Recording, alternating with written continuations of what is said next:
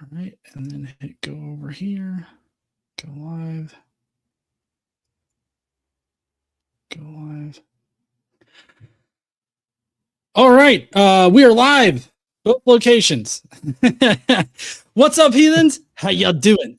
I'm the Godless Engineer, and typically I'm critically analyzing apologist claims to give you the best arguments and information so that you can stand up and use your voice. Today, though, I've been in a hyper fixation for like 2.5 weeks. I just kind of got a hair up my butt one day, and I was just like, you know what?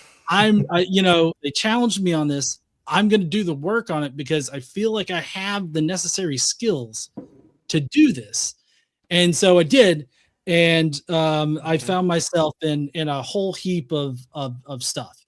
And so I thought one of the striking things in Christ Before Jesus, which is the book that we're talking about today, it's a form of mythicism that's out there that's kind of taken hold over on TikTok primarily. There's a little bit and Dr. Carrier is going to talk about this soon. But there's a little bit in the actual scholarship that has passed peer review and everything like that, kind of arguing for that kind of area. The difference with Christ Before Jesus is that they use stylometry in order to, I guess, empirically base their conclusions that Paul never existed and that everything was generated by Marcion school in the 2nd century.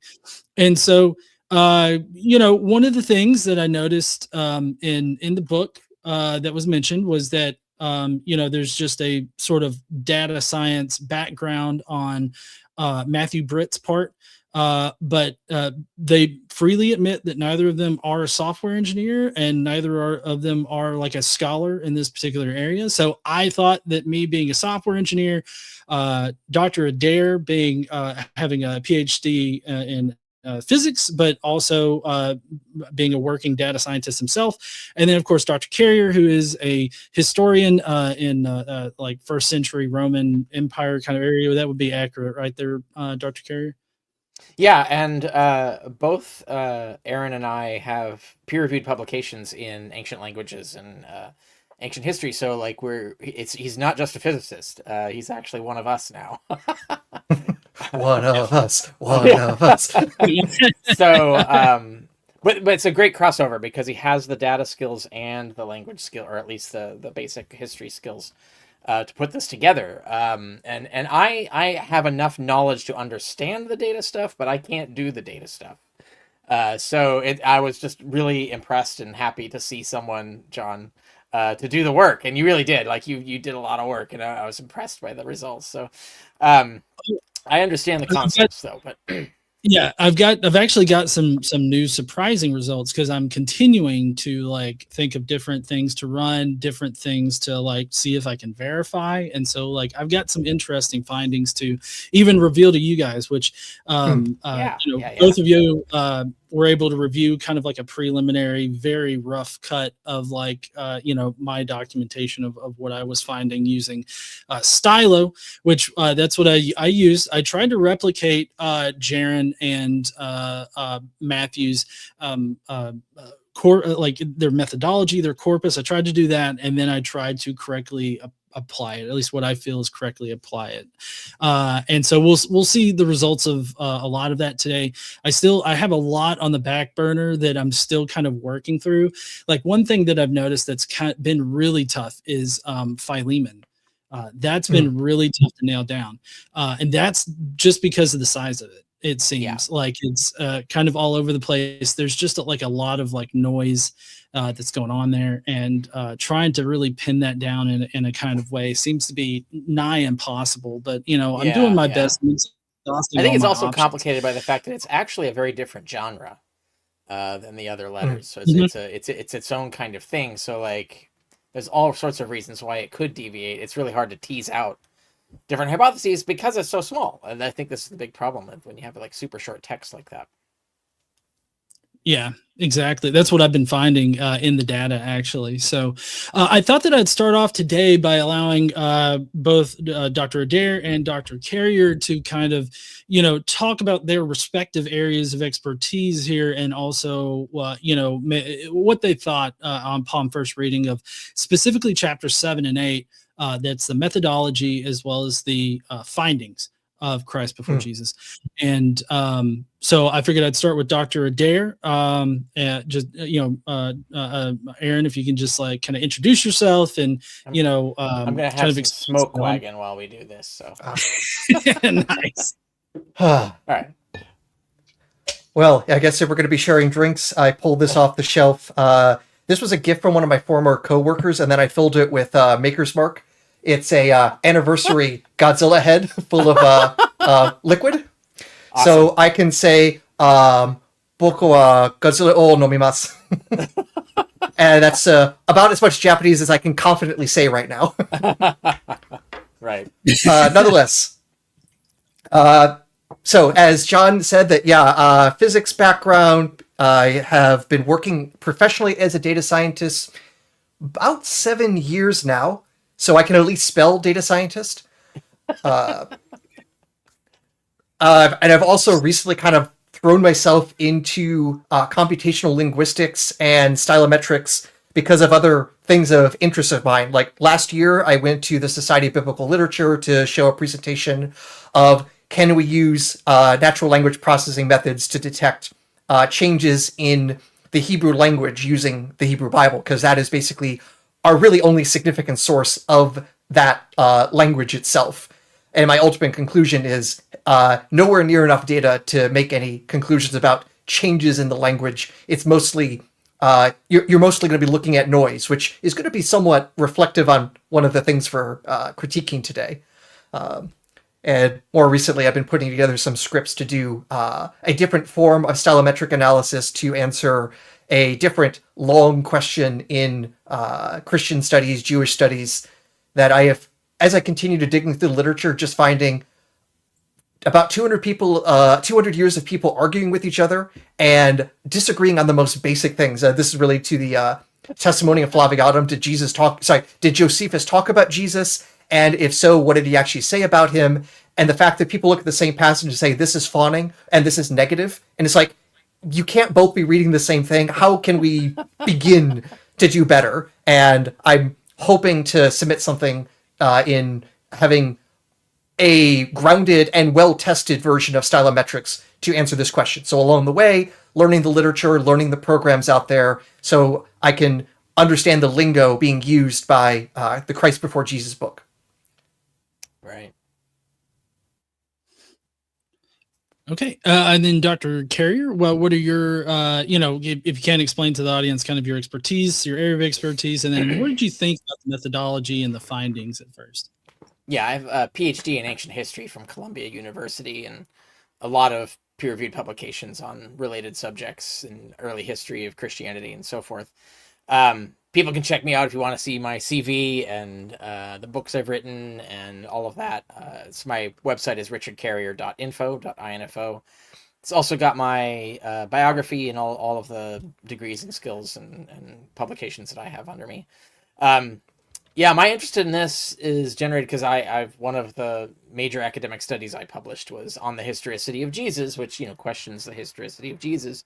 And that puts me in a very rare niche of Jesus mythicists who've actually gotten a study passed through peer review.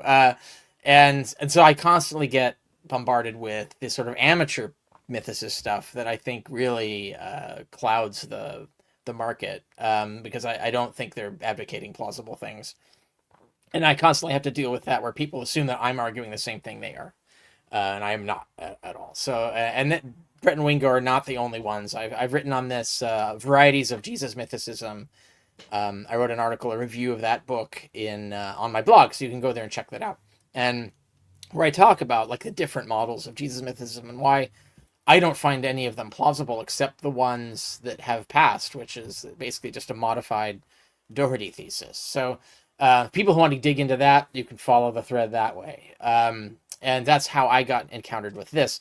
I actually ended up doing it because I did an article on this, because I did 2 articles on stylometry, because I was getting a lot of questions about stylometry for the authentic.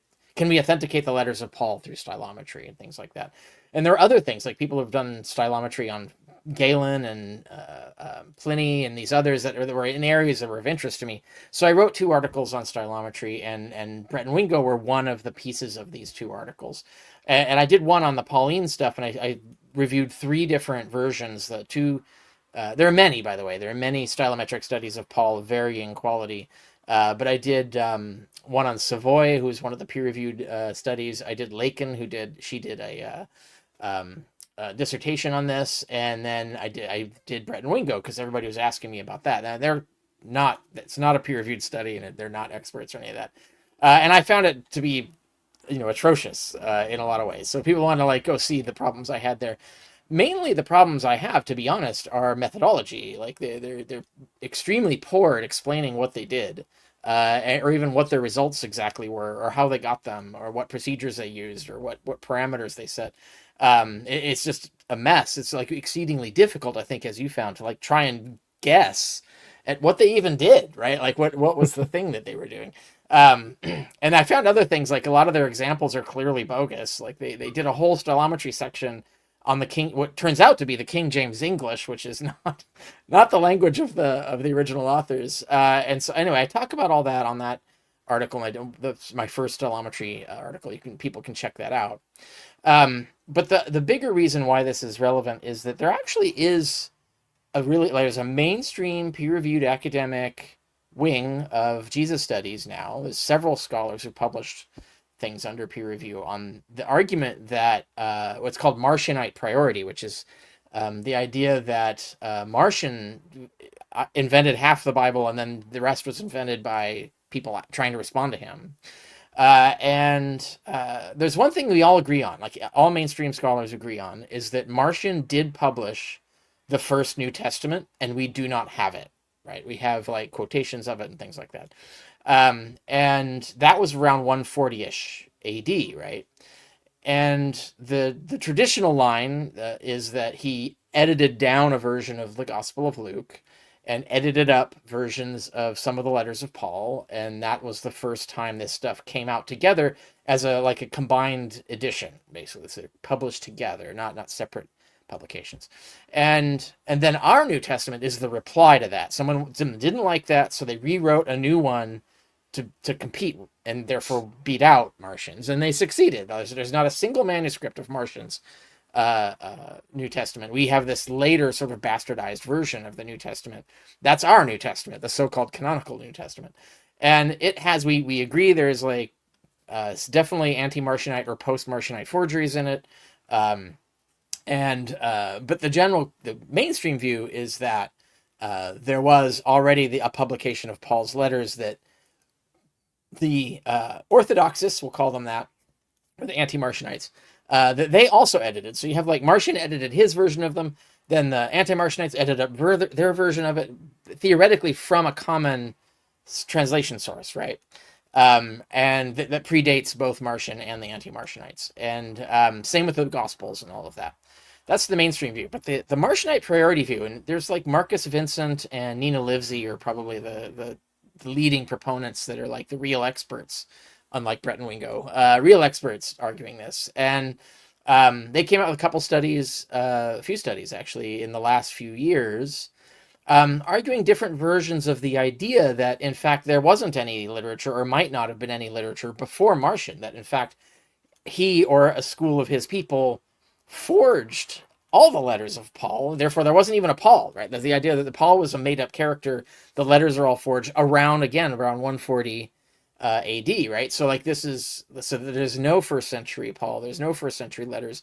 And they're arguing even that the gospel that he wrote that gospel, and our version is an expanded version of it. It's not that he took an existing Luke and so on. And that the other gospels are somehow responses to that. And so the full maximalist Marcionite argument is that the Bible didn't exist. None of the books of the Bible, of the New Testament, existed until Marcionite fabricated a bunch and then the anti-Marcionates fabricated it a bunch more and edited that, and then therefore that's the version that we have. I have articles on the Livesey thesis. I have articles on the Vincent thesis on my blog. You can check it out and see why I'm not convinced by this. But I admit that it is a question that should be examined, and it is plausible. It's not, there's reasons to be suspicious of this, and so yeah, I don't think it's a ridiculous theory. But then Brett and Wingo come along and claim to mathematically prove it, right? With stylometry, and I had a lot of problems with that because I'm not a stylometrist myself, but I've worked with stylometry a lot, and so I and the languages, so I know when something looks fishy, right? And I know where to spot like where something's looking shady or erroneous or stretched, as it were, and so I can critique this stuff. And that's what I did. I think Lakin produced the best stylometry on Paul that I've seen yet. Although possibly, John, yours might exceed that. The stuff I've seen is really goes well beyond what Lakin did. So anyway, that's kind of like where we're at. So where the stylometry is the use of statistical fluctuations that reflective of an author's style, ideally fluctuations that forgers can't even know about, much less replicate, right? So things like the old-fashioned ones are like sentence length or the use of particles or the preferences for certain words over other words. But there's a lot of different things in terms of cadence, word order, because Greek can be in all kinds of word orders. There's a lot of different decisions in terms of vocabulary, in terms of grammar, in terms of the conjunctions of words and patterns and phrases of wording that are distinctive of an author's style. And some of those are observable, like someone could look at it and say, that sounds Pauline, and therefore you can go fake a Pauline letter by grabbing things that you think sound like Paul. But some things are not visible cognitively to your average person. They require statistical methods to detect. And so even authors themselves are not aware that they're doing this. And there's actually been a whole science. It comes up in criminal forensics as well, where you can prove it's very difficult for an author to hide their signature. So you can actually prove that someone forged something or is trying to sound like somebody else. You can prove that it's a fake because you can use the statistics to do this. And this has been done for real. So it's not like a crazy idea. And so what Brett and Wingo are doing is saying, we're going to do stylometrics on Paul. And then they make all these wild claims as the result that don't make any sense. And I don't know how much detail you want me to go into that at this point, but I think that's kind of getting the audience up to speed as to what we're talking about.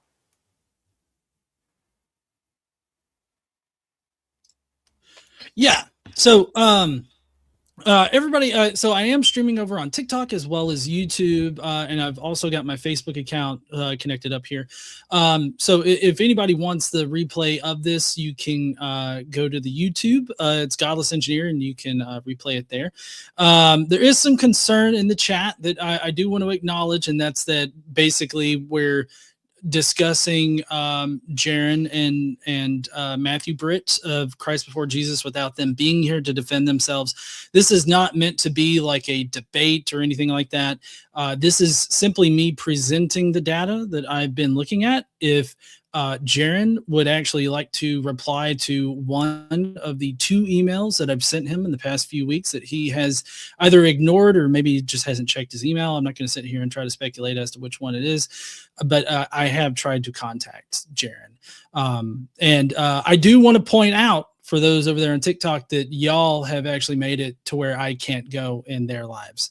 So if y'all want to blame anybody, blame yourself, because I can't go into that live without being berated, being given the finger multiple times. So I'm not going to subject myself to that kind of abuse. So if y'all want actual discussion, then maybe y'all should tone down the rhetoric here, because I'm just doing what Matthew Britt actually asked people to do in I believe it's chapter 7. He specifically says, if we are wrong, we want to know that we are wrong. So all you have to do is get, they suggested RStudio and get Stylo, which I will cover here in a minute as to why that's not exactly the best tool in this situation. But to get Stylo and run it yourself and see the results yourself. And that's all I did. And so this is my data. If Jaron, again, would like to contact me, please do. We can have a discussion. But as it stands right now, I've tried to contact him. He has not tried to contact me.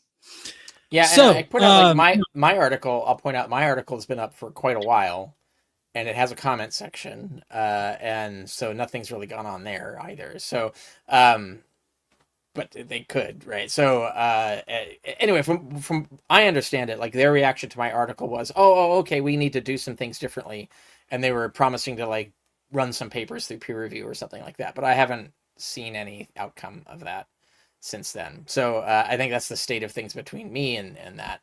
But the same thing applies. Like, it's not like you can't post comments on my blog. Yep.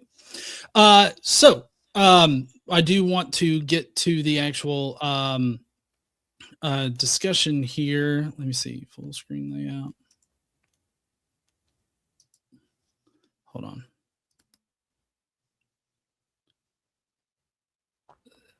Boom. There we go. And I've accidentally clicked the thing. This is a professional deal. All right. So here's my presentation right now of my data. Why CBJ is wrong about Paul, Marcion, and the Gospels. It's an adversarial stylometric replication of Brett and Wingo's Christ Before Jesus that I've been working through. So first I wanted to kind of go over what is stylometry, which has already been gone over. So stylometry, it's a, hold on, let me get my notes here. So it's is the statistics of style. Every author has a frequency fingerprint they can't turn off. However, you reach for the how, and how often you start a sentence with for, whether you prefer one Greek particle over another. Burroughs in 2002 formalized the modern delta method, same family of critiques that unmasked J.K. Rowling as Robert Galbraith, and that the FBI has used for the Unabomber Manifesto. The technical claim Brett and Wingo make is a stylometric one, that Paul's letters are statistically indistinguishable from second century school writers. So we're going to test that today with stylometry, the same tools they used, better calibrated. So stylometry, counting the author's unconscious frequencies and habits. It was founded as a discipline by John Burroughs in 2002. Sorry, I'm just going through my speaker's notes here. So next up, how it measures it. And if I'm wrong about anything, please, Dr. Adair, correct me on any of this. But this is the only formula in you can actually count how often each feature shows up in the text. You can z-score those counts across the corpus. That just means how unusual is this text use of this feature on average. Then the distance between two texts is the average absolute z-score gap feature by feature. That's the Burroughs delta, Eder's delta, and delta. Let's see, Burroughs delta. Eder's delta is the same idea with small mathematical tweak that handles inflected languages, meaning Greek and Latin and Hebrew more gracefully. Two texts with a small delta look stylistically similar. Two texts with a big delta look different. That's the whole machinery of it right there. I would add, like, here, just so that people understand that statistical variation is normal, right? So like if someone were to run all of my books through Stylo, for example, they would find a huge variation of style, but there would be an overall pattern. And so the question is, you need to have a certain amount of separation before you start to not look like that author. But even one author can not look like themselves some of the time, right? So like this, so it gets to be difficult in terms of figuring out, are we looking at normal authorial variation, or are we looking at variation so big that it can't be, or it's statistically unlikely to be, a mere authorial variation. And that's where it gets into the weeds of complex math, and that's what you're working on here. And if we're going to talk math, Yep. If you're only going to have one equation, I need to talk about it as much as I can right now. Z-score, extremely commonly used in statistics. It's a great way of being able to compare different sorts of features, but have them have a standard size measurement. So pretty much anytime you have a z-score greater than especially like 3, it's really standing out, because that's saying when you're like 3 standard deviations away from the mean, that's like 98, 99 percentile difference from there. So once you start getting really big values of z, and by big, I mean 3 or more, that's usually a sign like, okay, this is definitely unusual for this sort of distribution. And if there are lots of z-scores that are really far away, then this starts to look more impressive, and overall this looks like a different kind of register. But ultimately, you don't do this by hand unless you are a glutton for punishment. In the old days, this is what you would have to do literally by hand, looking up tables on statistics. Yeah. Now, we let the computer do all the hard work, and especially the way John does it, have the computer do it hundreds of thousands of times. Yeah, yeah. Let's see. Next, so just to explain something. Sorry. Did you explain that last? Did you want to explain that last slide? I think we talked over the slide. No. I spoke about the slide first. We covered that. Okay, I see. Yeah. We're good. Yeah, we did. Yeah.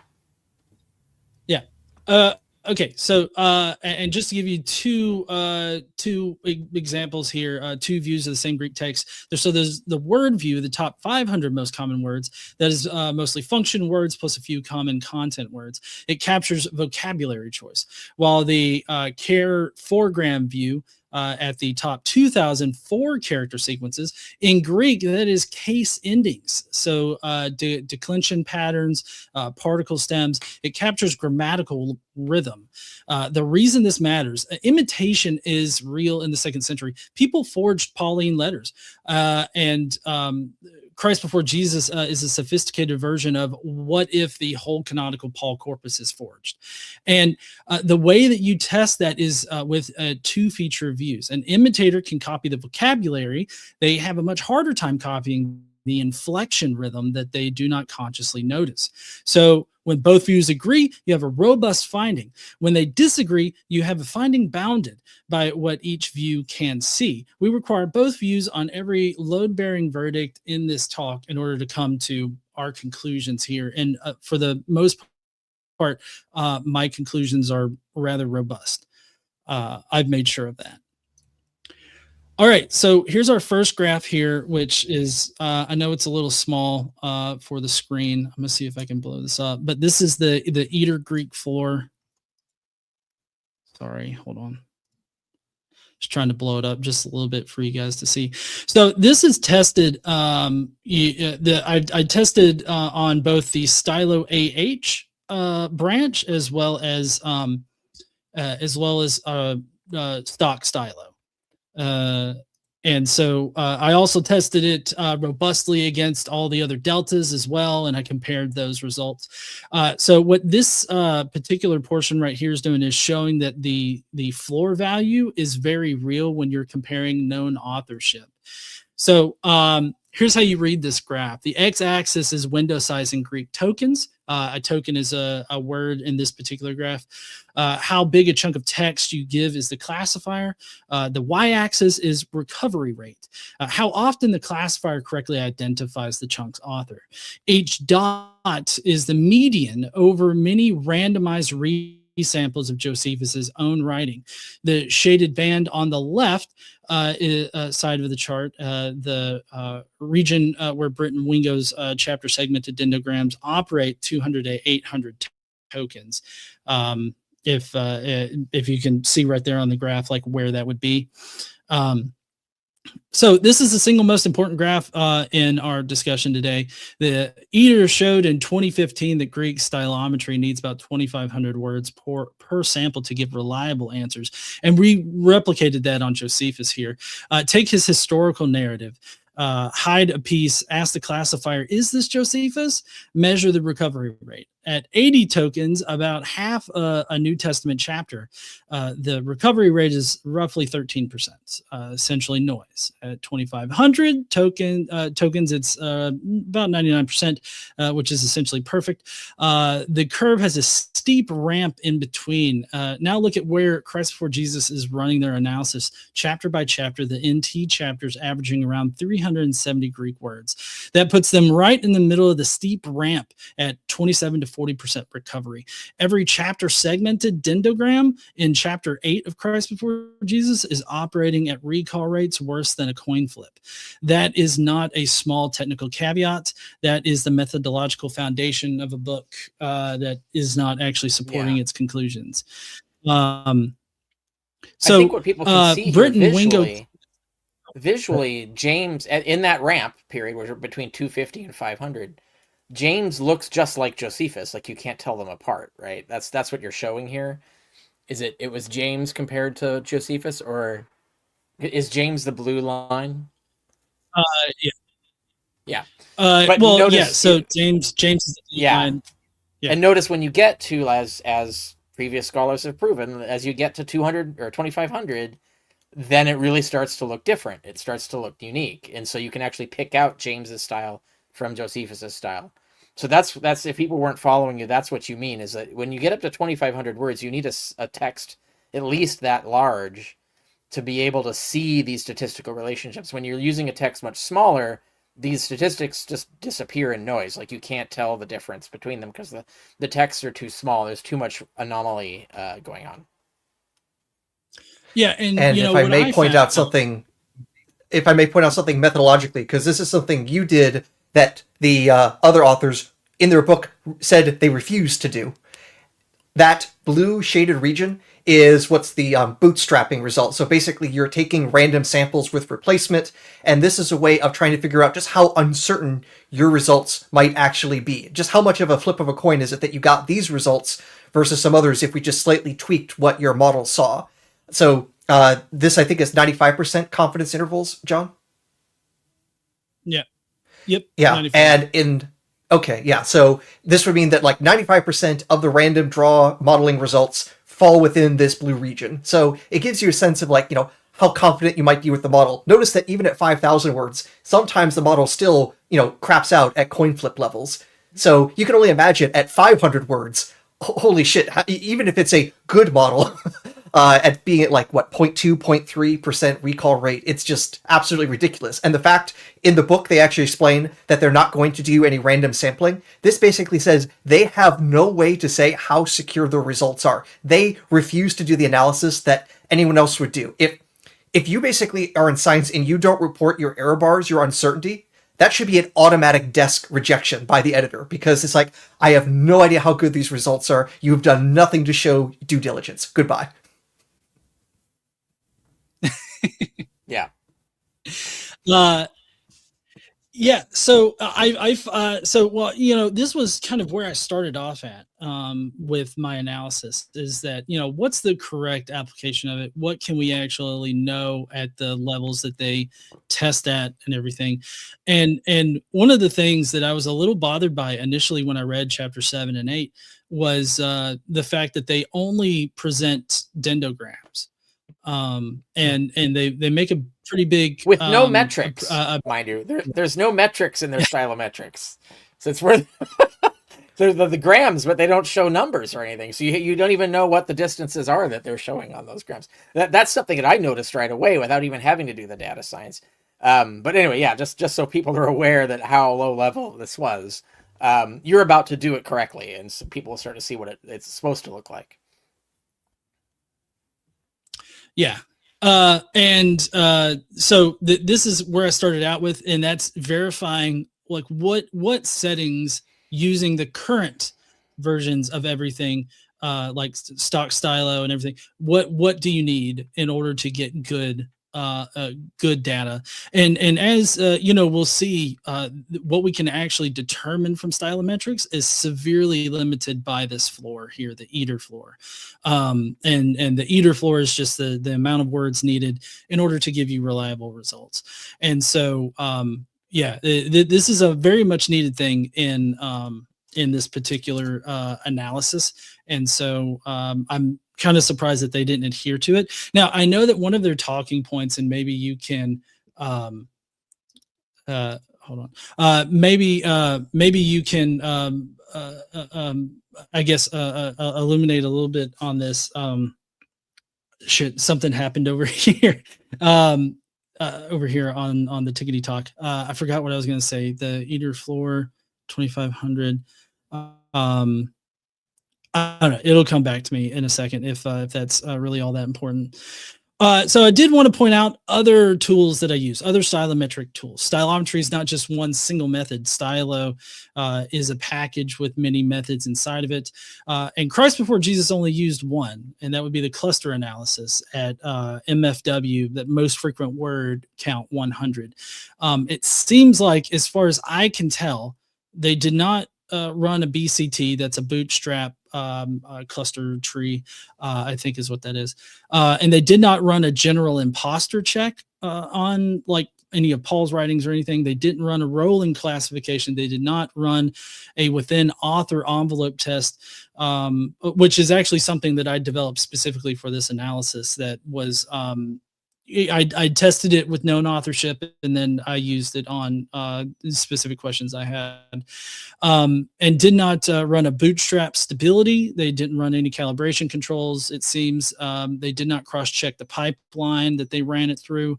It seems like they just treated Stylo as kind of a black box, and they just fed stuff into it. One thing I was going to mention is that I did give Jaron and Matthew the benefit of the doubt, and assumed that they were running, I guess, the scholarly level of, the Greek texts. And so I actually pulled a number of different versions of the Greek texts that were out there, and made sure that I had like good ones. I also ran for the Marcion check. I ran it against every single version of Evangelion that's out there to see which one Luke might look most like. And so we'll get to those results here soon. And for the audience, anybody, for the audience who doesn't know, the Evangelion is Marcion's version of Luke. And so the debate is whether that's the original version of Luke or if that is a down edit from Luke. So that matters as to whether Marcion invented Luke or did Luke predate Marcion and Marcion heavily edited it.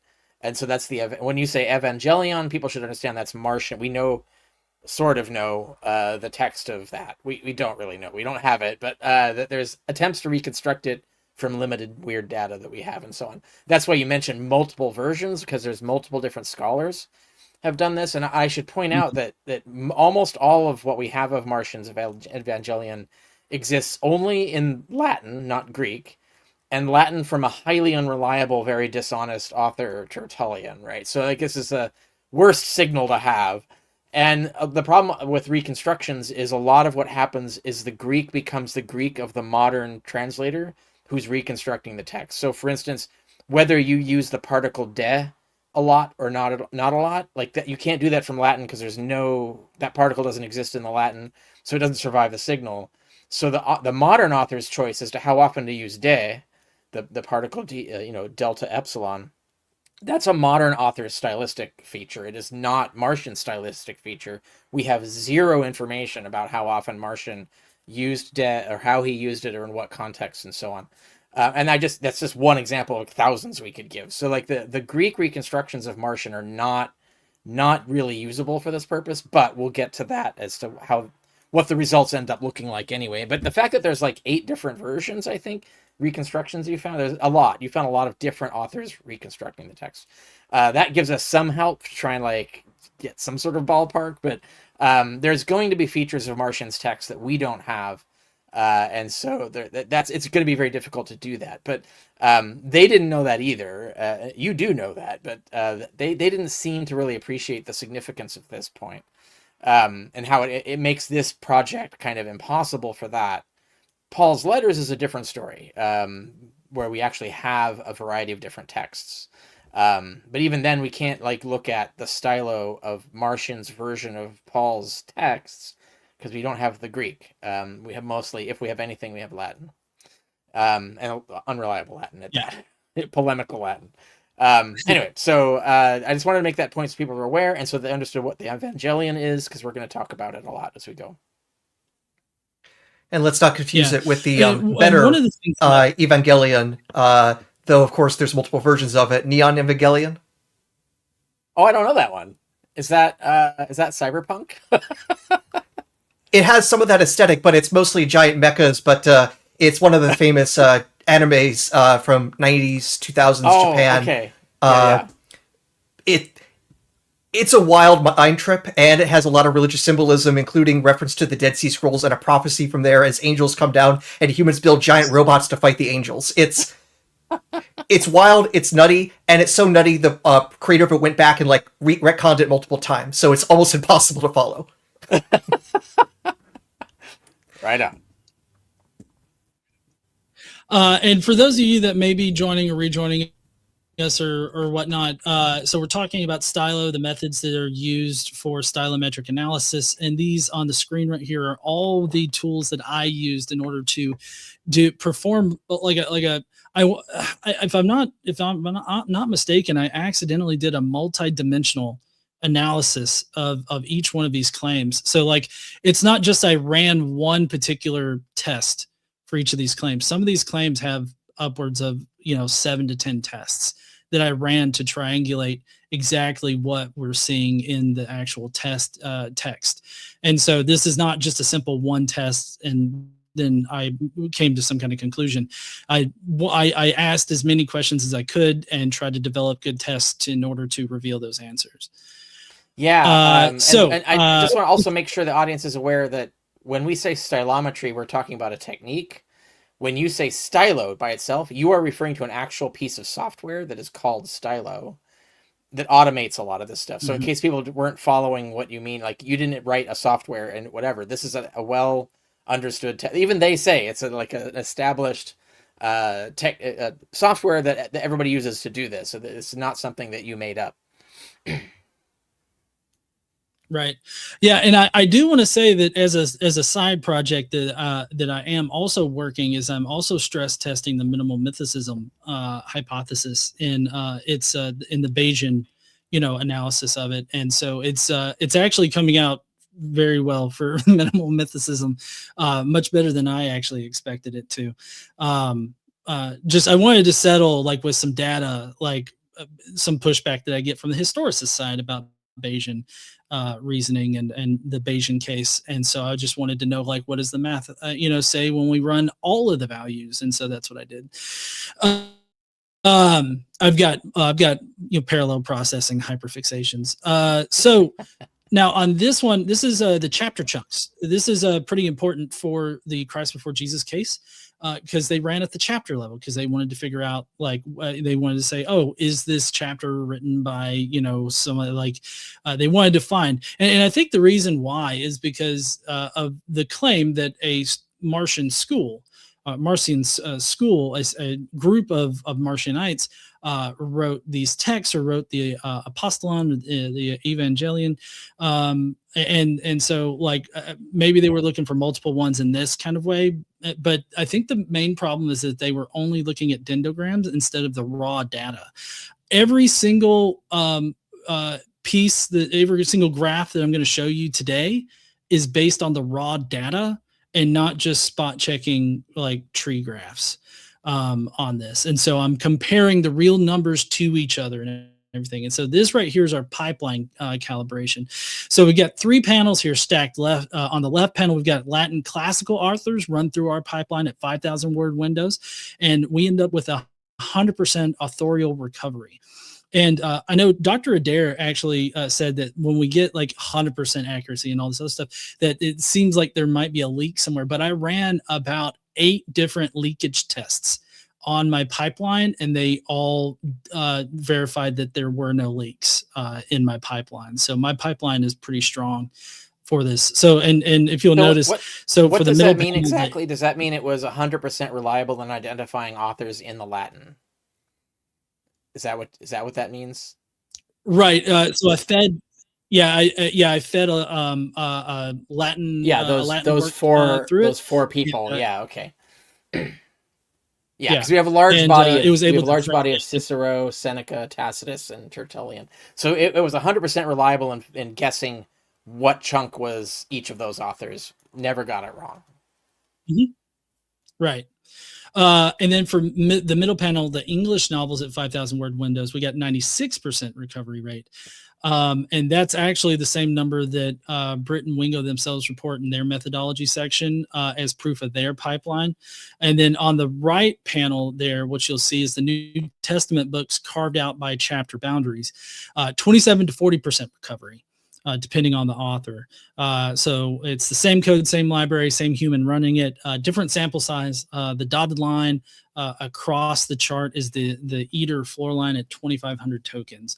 So if you'll see, as it kind of mimics, if you'll recall the other graph that we saw with Josephus and James, this is the exact same graph.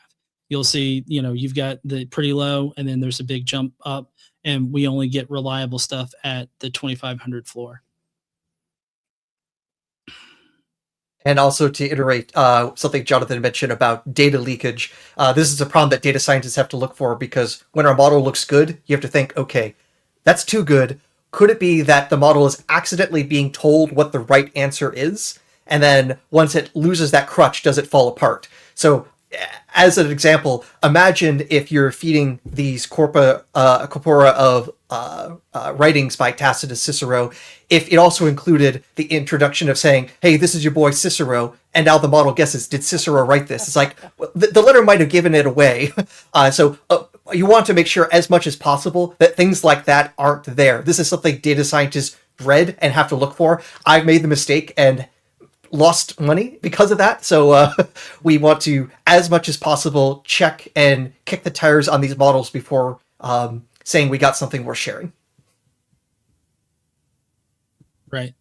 And there's been some question about some definitions of things, people joining a little bit late, just so that people understand. Adair is the actual delta that was used by Christ before Jesus in their book. And so the Adair floor is kind of what we're using as our baseline there for testing.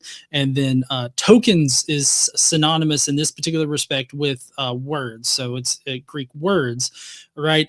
With the exception of one of them, which is the care 4 grams. The 4 grams are 4 characters, and that determines a morphology of the language as opposed to what words are used. So both of those measure different things. Okay, so moving on next to this one. So my issue number 2 is the cluster diagrams, the CA only at the most frequent word 100. There's no parameter sweep. On my tests, I sweat through either 1 to 500 or 1 to 1,000 most frequent word settings. The y-axis here is a partner flip rate. So what percentage of leaves in a stylodendogram have different nearest neighbors under the alternate pipeline? High bars means less stable, low bars means more stable. So Stylo ships with 2 methods for handling the parameter problem. The first is the most frequent word sweep. You run the analysis at the multiple settings and watch for stable answers. The second is the bootstrap consensus tree, which builds an agreement tree across many most frequent word settings out of the box. So Christ before Jesus ran neither of these, it seems. They ran one setting, the most frequent word 100, or at least that's the slice that they took, with one method, the CA method, the dendograms, cluster analysis. That is the noisiest possible configuration, it seems. So if you look at that chart at MFW 100, 28% of the nearest neighbor partners flip when you change pipelines. Almost a third of this clusters with DAT claims in the chapter 8 of Christ before Jesus are pipeline dependent. So if you move that most frequent word knob up to 500 and the flip rate halves, that is what running multiple settings buys you. Instability gets visible. So I know some people might be questioning right now, like maybe the MFW 100 is correct for short text, but it's not. The most frequent words, the 100 most frequent words means that you're only using the 100 most frequent words to fingerprint each text. And at chapter level samples, that is the most noise sensitive configuration possible. The published Pauline stylometry literature actually uses 500 to 1000 as the standard band. And it seems like Christ for Jesus picked the noisiest setting and ran it once. I don't mean this as a personal dig at all at Jaron or Matthew. You know, I don't like, I definitely did not anticipate getting these kind of results when I was running it. I was hoping that I was going to be wrong when I ran it, but you know, that's obviously not the case here. It seems like for the settings that they seem to have used, or at least the ones that they communicated in their book, and I would be more than welcome. I would be more than welcoming to Jaron and Matthew to present me with their actual settings, which is something that I actually asked them for, to give me more fine-tuned settings so that I could actually run it, regenerate theirs, and compare it to me just picking it up and you know, being like I guess a dog chasing a car, just, you know, trying to figure out, you know, what I can find out. And in relation to and what it seems Aaron like they said picked the noise. earlier, yeah, what Aaron said earlier is that this is what proper method is, right? Like if you're going to publish a peer-reviewed paper, you have to have enough of that information in there so that someone could reproduce your study, right? To verify your results. That's the whole point. Like you can't hide this stuff and just not tell people and then just report your results. That is not a sound way of doing any science, much less this specifically. And that was the thing that I found inherently frustrating when I did my review of their book, is that they weren't giving me the data that I needed to replicate anything they're doing or to even see what they were doing. And so it's important for you what you're doing here is you're showing why that's important, why we need to know that information, and why it should have been in their book. Like if you're going to do a presentation like this, especially if it's like an avant-garde, like new, novel, surprising, amazing result, like you absolutely need to have like, here's the parameters rerun and so on, so that people can check your work. It seemed to me like they were avoiding that. I mean, that was my own impression at it, that there's a lot of stuff that should obviously have been in there that just wasn't, including the metrics in their stylometrics and on their dendrograms. But which I show by comparing it to Savoy, who used dendrograms with metrics, and you can see the difference of what an actual peer-reviewed study looks like and what they did. And it almost looks like they're deliberately avoiding doing like the real official way of presenting methodology. Whether that's the case, or you know, we come up with theories. But anyway, that's the thing that's important here, is why what you're doing is important here, is to show that there's stuff that needs to be done. And when you do those things, we get different results. In fact, Yep. Two quick things. We One, John, I think you can confirm. I think when you actually run dendrograms in Stylo, it automatically gives you the metrics, and you would have to crop them out to present them without the metrics. Is that correct? And Yes, secondly, when it comes to the settings, I was trying to see other people critiquing this, and one person trying to investigate this came to the conclusion they barely changed the default settings that Stylo came with, so it doesn't look like an exhaustive search. It might just be they just changed the delta to Eders because that might be more appropriate for inflective language like Greek, but didn't really check anything else, or at the very least, they did not explain why their settings were the best, other than they liked what they saw. Well, so in my, I guess my assumption going into this would be that they, or at least the assumption that I ran with, which I guess I don't know technically, is that they would have changed the default language, because like it you can run it with different languages in mind. If you hit the default language, then it doesn't do any of the Greek stuff that it claims that Eder claims to do. Is it pronounced Eder or Eder? Not sure. I don't know. Okay. But I'll bounce off the point you just made. This is a point I made in my article, which is when they actually give an example that they work through, they did a King James English example, which means that they were running Stylo at some point on the English. And so that made me confused as to like, well, what if you're doing the Greek, what are you doing, right? And so that was the thing that was just kind of missing there. But you're right that the reason why this is important, and I talk about this in my article as to why inflected languages are a problem for standard Stylo, because standard Stylo was invented and built for modern languages, which have a more fixed word order. They have common structures that didn't really work or exist. They're less inflected and so on. Greek has barely any word order, and it has a huge amount of inflection both at the front and the back of words, right? So like Greek is crazy, right? Like in terms of inflection and changes of everything. And modern languages generally aren't like that. Like modern languages have been smoothed over to be more efficient languages, essentially. They're, so the effect of the language that is being popularized, you want more people to know and master the language. And so modern languages got smoothed out into sort of fixed word orders and less inflection and things like that. Even compared to modern English to Old English, right? Like the Old English, the reason it's so weird is not just the change of spelling, but it was more inflected. It had less strict word order and things like that. So anyway, when you're doing the statistical stuff, you really do need to have that where people, experts who've built this, realize this and built in a system for, okay, if you're doing heavily inflected low word order languages, you need some tweaks, right, to this. And so they built that in, they know that, and you do have to use that if you're going to do Greek. You can't use the standard modern languages features because it's going to be broken. It's going to break almost immediately because the languages don't work the same way.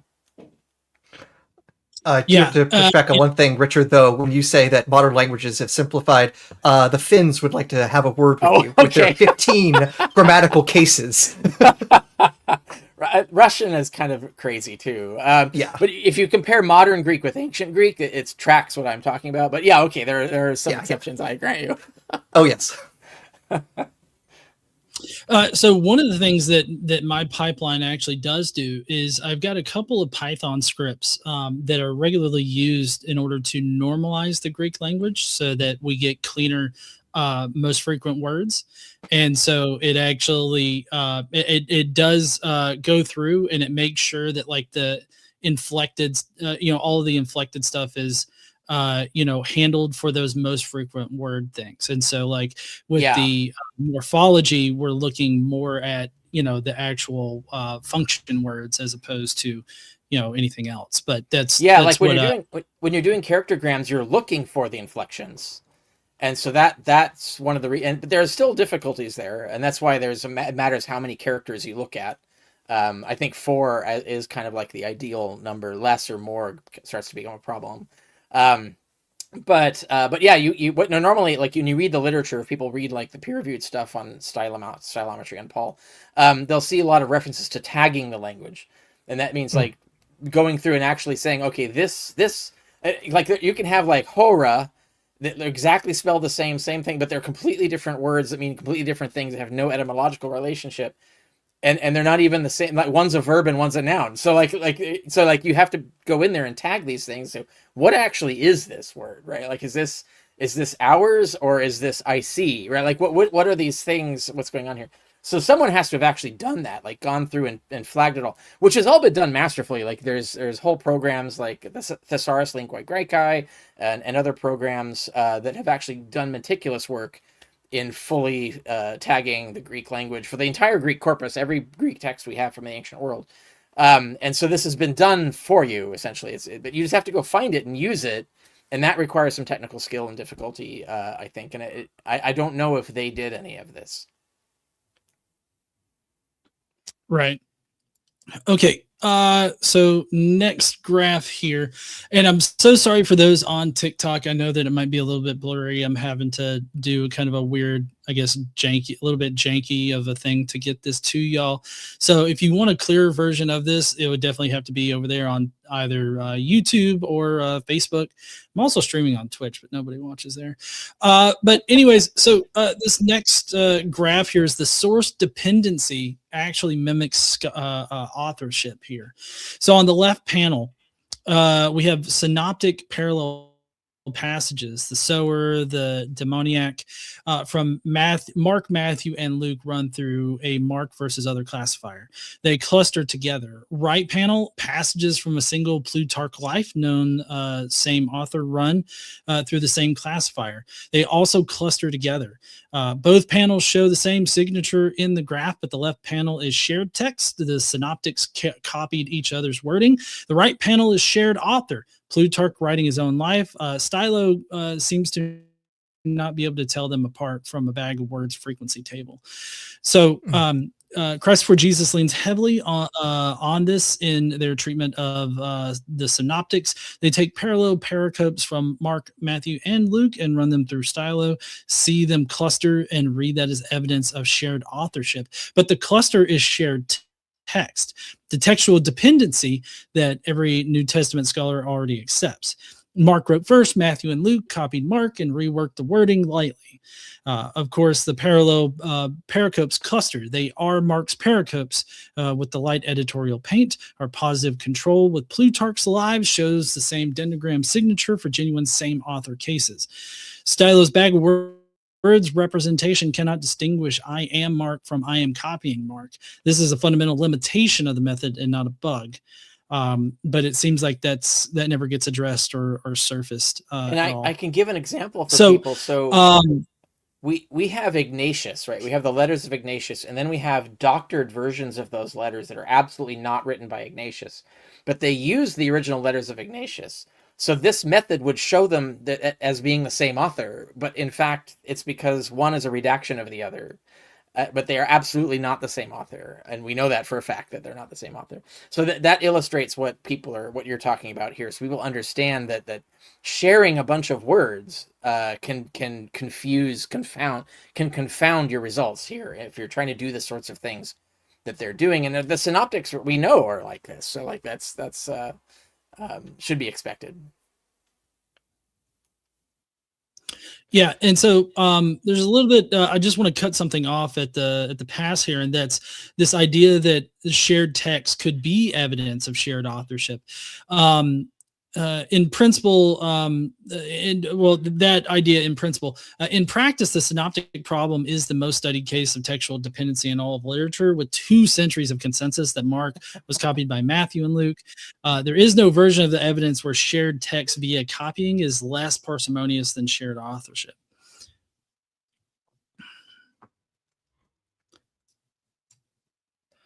All right, next one here is the registered confound. Like when the register confound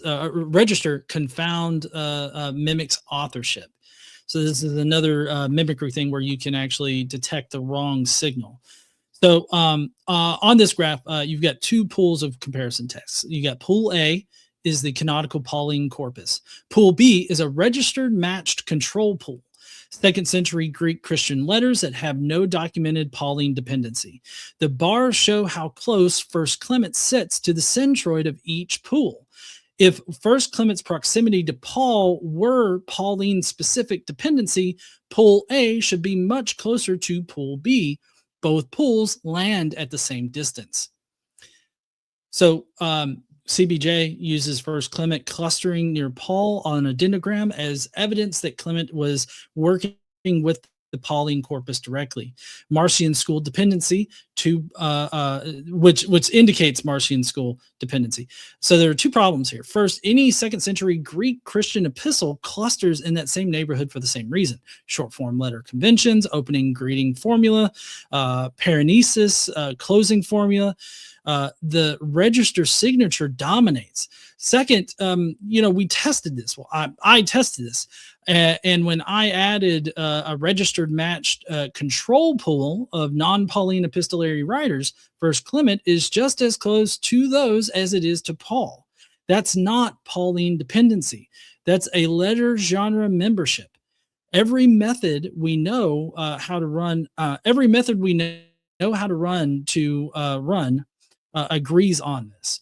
I've got 3 different experiments that I ran on this that all agree. They all converge. That would be called consilience. The 1st Clement clusters with Paul, therefore it means that there's a school that created them both. Inference doesn't survive a register control.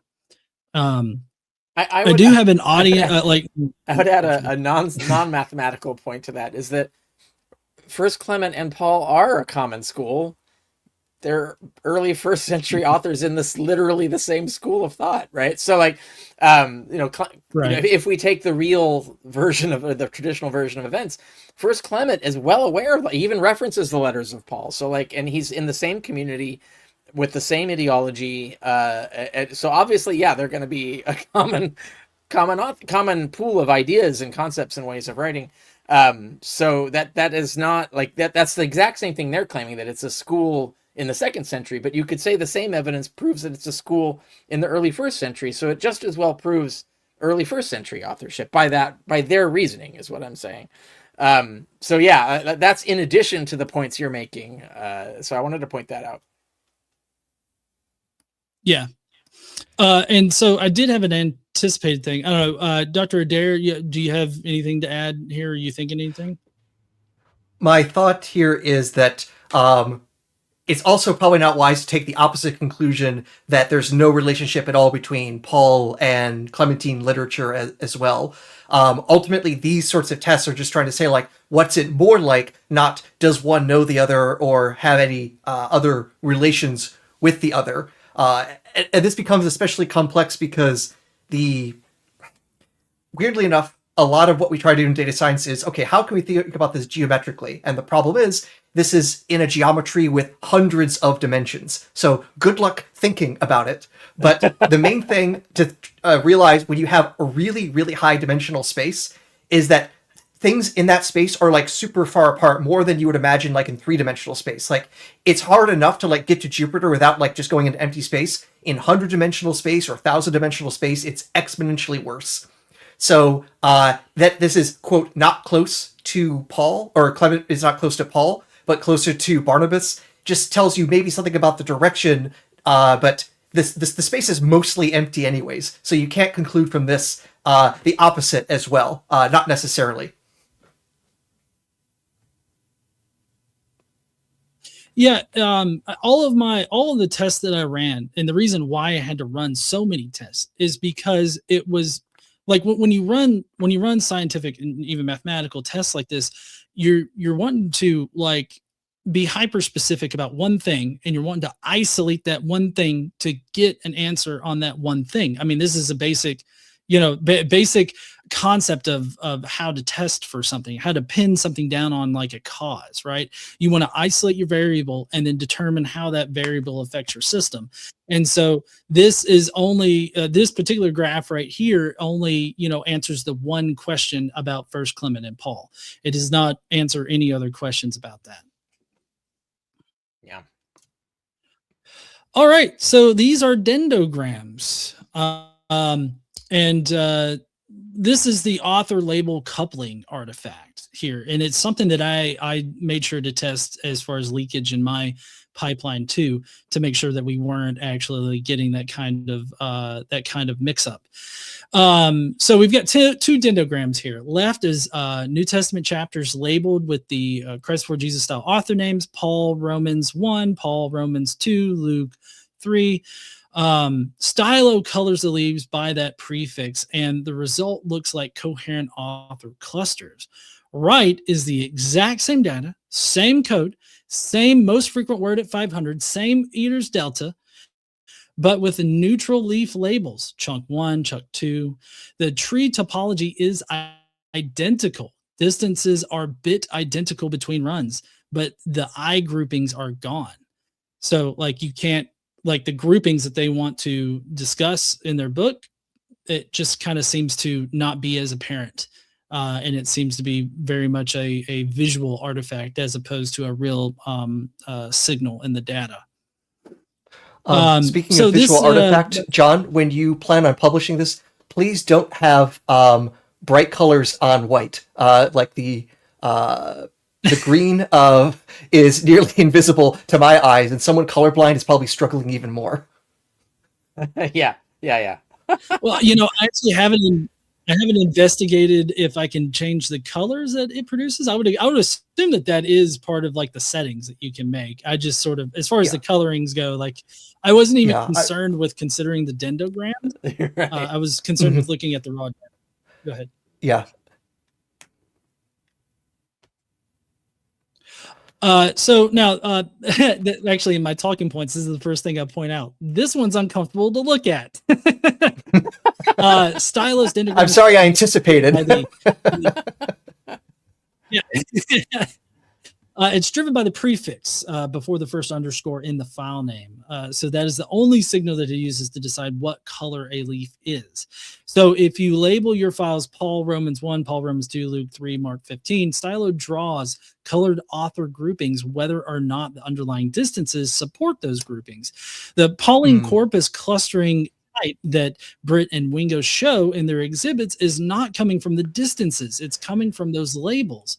I reran the exact same corpus with neutral labels, and the visual coherence vanishes. The distance matrix is unchanged. The author signal the reader sees in chapter 8 is a coloring artifact. So someone might then ask, like, couldn't the distances still support authorship even though the colors are cosmetic? And the answer is sometimes. But the reader of Christ Before Jesus is being shown colored clusters and told, well, they're not colored in the book, they're black and white in the book, but they do make mention that, hey, these are different colors. And so they kind of, they textually describe the color change. But the actual evidence is the distance pattern that we see in the dendrograms. And the distance pattern is what every other slide in this talk is going to test. The colors carry zero load-bearing information because we're actually doing our stuff on the actual data there. So where does this leave the Christ Before Jesus methodology? What was ran, what wasn't ran. So this is kind of a cumulative damage page here. The Stylo package ships with every one of these methods built in. The most frequent word sweep, the BCT consensus tree, the general imposters, rolling classification, it's all there. The empirical floor measurement is a standard 30-line script. The Latin sanity baseline is a one evening exercise. The within author method that I developed is a Hoover Eater standard practice. None of it shows up in Christ Before Jesus. There is no calibration control anywhere in the methodology section. There is no error bar on a single number in the book. When a result is being used to overturn 2,000 years of scholarship, the absolute baseline expectation here would be that the authors run every diagnostic the package ships with it. And it seems like they did not. So, I would like to see them rerun everything with correct methodology, in my opinion, because I wonder if they would get the same results if they reran it using every single tool that I used here. And I don't know if they would get the same results. And again, I have an email out to Jaron if he would like to email me and give me those settings that he did and the methodology that he actually used as opposed to the one that he presented in his book. I'd be more than happy to rerun it and see if I get what he gets.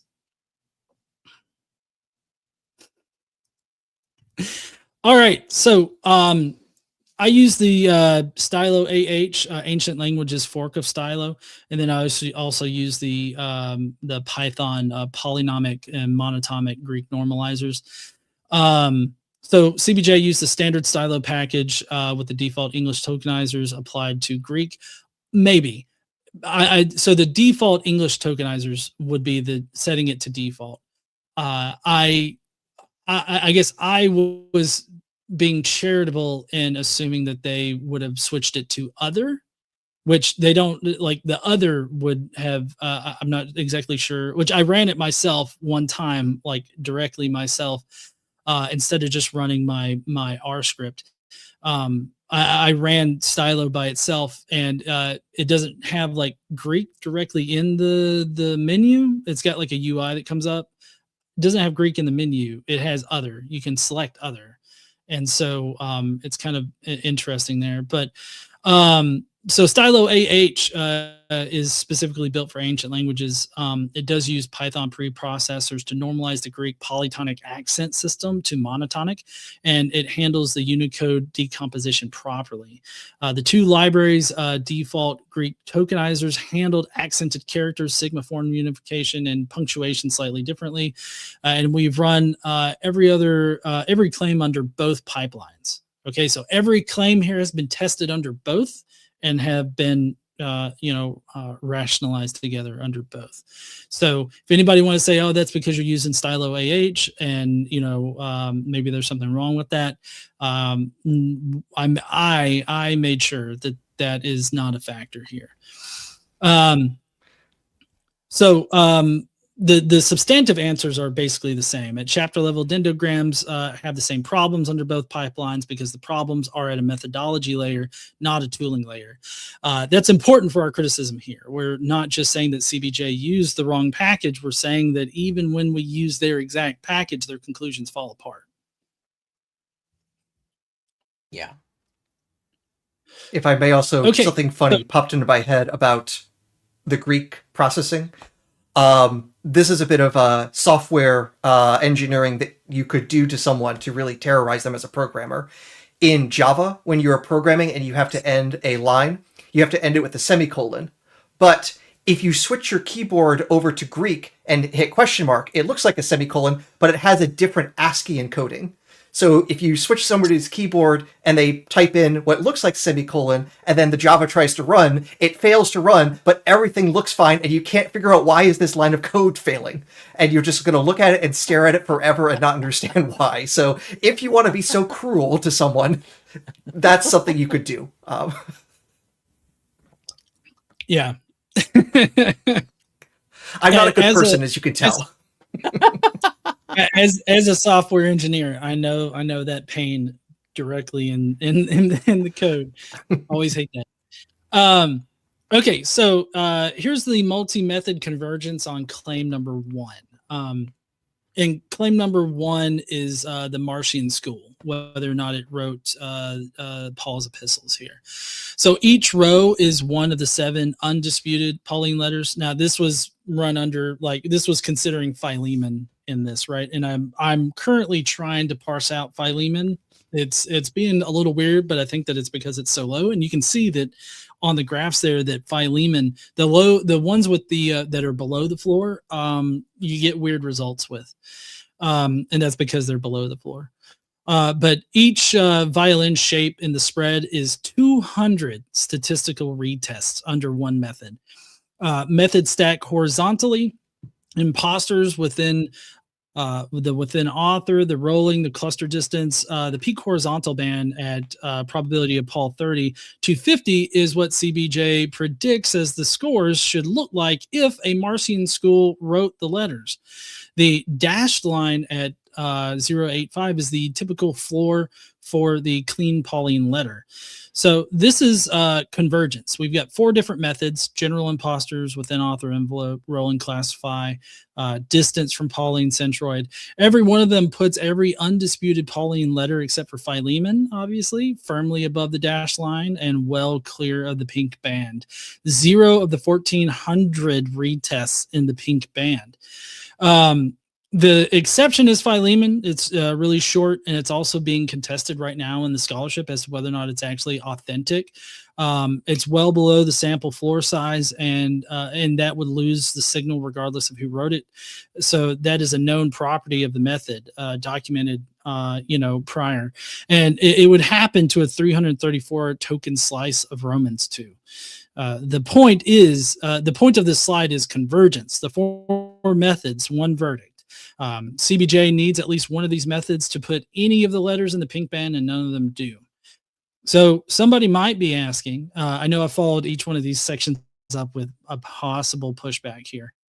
But somebody might be asking, are the methods kind of correlated? They're all using the same features. Well, they use different feature views, different reference pools, and different statistical tests. Imposters uses a held out pool of school writers. Within author uses pairwise Pauline distances. Rolling uses sliding windows across the letters. Distance from centroid uses the Pauline mean. The correlation across methods is meaningful but partial. The 4 partially correlated methods all converge, and the convergence is what's informative here.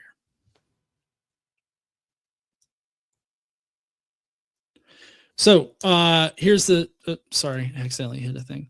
So here's our, sorry, I keep saying our, my robustness battery. So I've got a 5-axis pastoral that I ran through, and I'm currently it took me a lot to really kind of suss out the pastorals, and the pastorals are a bit weird one. So the x-axis is each of the disputed letters: First Timothy, Second Timothy, Titus, Hebrews, and the disputeds. We've got the y-axis is the bootstrap meme of the probability of Paul. 2 bars per letter. One of the AF only, that's Apostolic Father only reference pools. It's the Apostolic Father comparator. One for the full pool extension, the 7 author pool. Error bars are 95% confidence intervals from the bootstrap resample, and the horizontal threshold lines show the above Paul, straddle, or below Paul verdict bands. So the pastorals are the load-bearing finding of the robustness battery. First Timothy and 2 Timothy and Titus consistently score below the Pauline threshold across 5 independent axes. Axis 1 is the 6 Pauline reference, so that's removing Philemon from the pool. And the pastoral means collapse. Axis 2 is a block bootstrap orthogonal design. Same collapse within 0.13 per letter. We've got Axis 3, that's a jackknife by Apostolic Father document. Polycarp drop arm specifically drives the discrimination. Axis 4 is the char 4 gram triangulation. Titus crosses the straddle to below. And the second feature view, Axis 5 down there, full pull extension to 83 files, pastoral verdicts sharpened further, 5 different bootstrapping designs, 5 different reference pools, 2 feature views, and the pastoral signal stays put. This is what a robust evidence looks like in stylometry. So it's not just, I just want to do a quick comparison. Wow. So like, I feel like what Jaron and Matt did in Christ Before Jesus was they did one test at one MFW and they came away with a spot check on a dendrogram. This is a 5-axis multi-dimensional analysis that is testing the robustness, right, of how we tested the data here. And I feel like this is like a really important point to bring up, is that the way that I did these tests, the way that I tested all the data was so comprehensive that every single thing that I could throw at it resolves on known things. And it resolves, like the pastorals here, as all not being Pauline in nature. I am a little surprised that Hebrews kind of flips back and forth between the different methods. So it strangely has no confidence about that one. I'm a little surprised. Yeah, that one and the Philemon one is also kind of wibbly wobbly at times. But the way that I think the problem with Hebrews, I don't know if maybe it's just like it uses the correct like vocabulary as well as a similar register, and that's why it flip flops. Like it's just so close, like the because I know correct me if I'm wrong, Dr. Carrier, but the consensus is that Hebrews is like adjacent to Paul, like it's a community that's close to Paul or like derived from Paul in some kind of way, right? Yeah, it may even be a companion of Paul wrote it. Yeah. Mm-hmm. So I think that the reason why Hebrews does that is because of the close proximity that the author had to Paul or something like that. And the so Deuteropaulines surprised me. I'm surprised by the Deuteropaulines looking so Pauline. That's actually unusual. Because, I mean, honestly, just at visual look, they're very different letters in their construction. One quick question. When you did this, did you also extract out any quotes from the Old Testament? Because that can also mess with things. I mentioned that to John myself. Okay. Yeah, that's on my. I've got a bunch of pendings to do, and so this isn't like. I guess I wasn't meaning for this to be like a final conclusion on like. That's a good point. Rules or anything. So, but that is on my pending list to remove those. And so people who understand, the audience understands that what Aaron mentioned is that these letters, especially the letters, quote the Septuagint a lot. And so that's not Paul, but you're counting it as Paul. And so it can skew the results of... it's another one of those synoptic problems, right? Like it's like Matthew borrows a lot of Mark, so they look similar because of the borrowing. Paul borrows a lot, and so Hebrews also borrow, and the Deuterocanonicals, Deuteropaulians borrow a lot of Septuagint, so that's kind of a thing. So you can go in and you can subtract all of those quotations because they are also tagged in certain texts, like the Thesaurus Linguae Graecae, and you can go in and remove them and rerun it and see if you get a different result. And I do think, I mean, I think the results will be very similar. I don't think there's going to be a huge change in what you're talking about here, but it might clean up some of this stuff that looks weird. Yeah, I mean, it might. I definitely in this particular robustness battery here, I was primarily focused on the pastorals and not the Deuteropaulines, and so like just taking an incredibly focused look at that, I feel like the question that I was trying to answer with these was whether or not it can identify the pastorals, as not being Pauline. It seems to converge on that particular question. Yeah, that looks very stable. Okay, so the within author method, which is our novel contribution, the parts of this are things that are used in stylometrics, as far as I understand it. But I guess I put a number of things together to develop a certain range here. And if this isn't novel, I wouldn't be surprised if this is novel. But this might be something that somebody else has already thought of, and I just think that it's novel. But I wouldn't essentially, be so confident. But really. So the x-axis is the distance from each candidate text to the Pauline centroid. Okay, the dashed vertical line is Q95, which is 1.27, and the 95th percentile of all of the 21 within Pauline pairwise distances. So what it did was it paired up the Pauline letters, and then it computed the pairwise distances. I believe that is probably the z-scores, if I'm not mistaken. It figured up like basically how the distances between like all the function words and everything like that, and it computed basically what that looks like, and to give like this envelope, this upper bound, lower bound, and like a median of what if Paul wrote it, then it should fit within this envelope, right? And so that's what this is measuring here. And the meaning, the natural ceiling of Paul's internal stylistic variation are the 21 within Pauline pairwise distances. So text to the left of the line, you see, are inside the Pauline envelope, and text to the right are outside. And each dot is a candidate. This is the within author method. So it's built specifically to answer the methods correlation objection to what we discussed 2 slides ago. So the standard imposters needs a held out reference pool of not Paul writers, and the verdict can drift depending on which not Paul writers you put in the pool. The within author method removes the reference pool entirely. We measure the 21 pairwise distances between the 7. Well, at first I did 7, and then I removed Philemon to do the 6, and I refactored everything. The undisputed Paulines, and set the natural envelope at the Q95 for that distribution. And then I also added in the Q99 that we'll see later on to it in order to get an outside limit.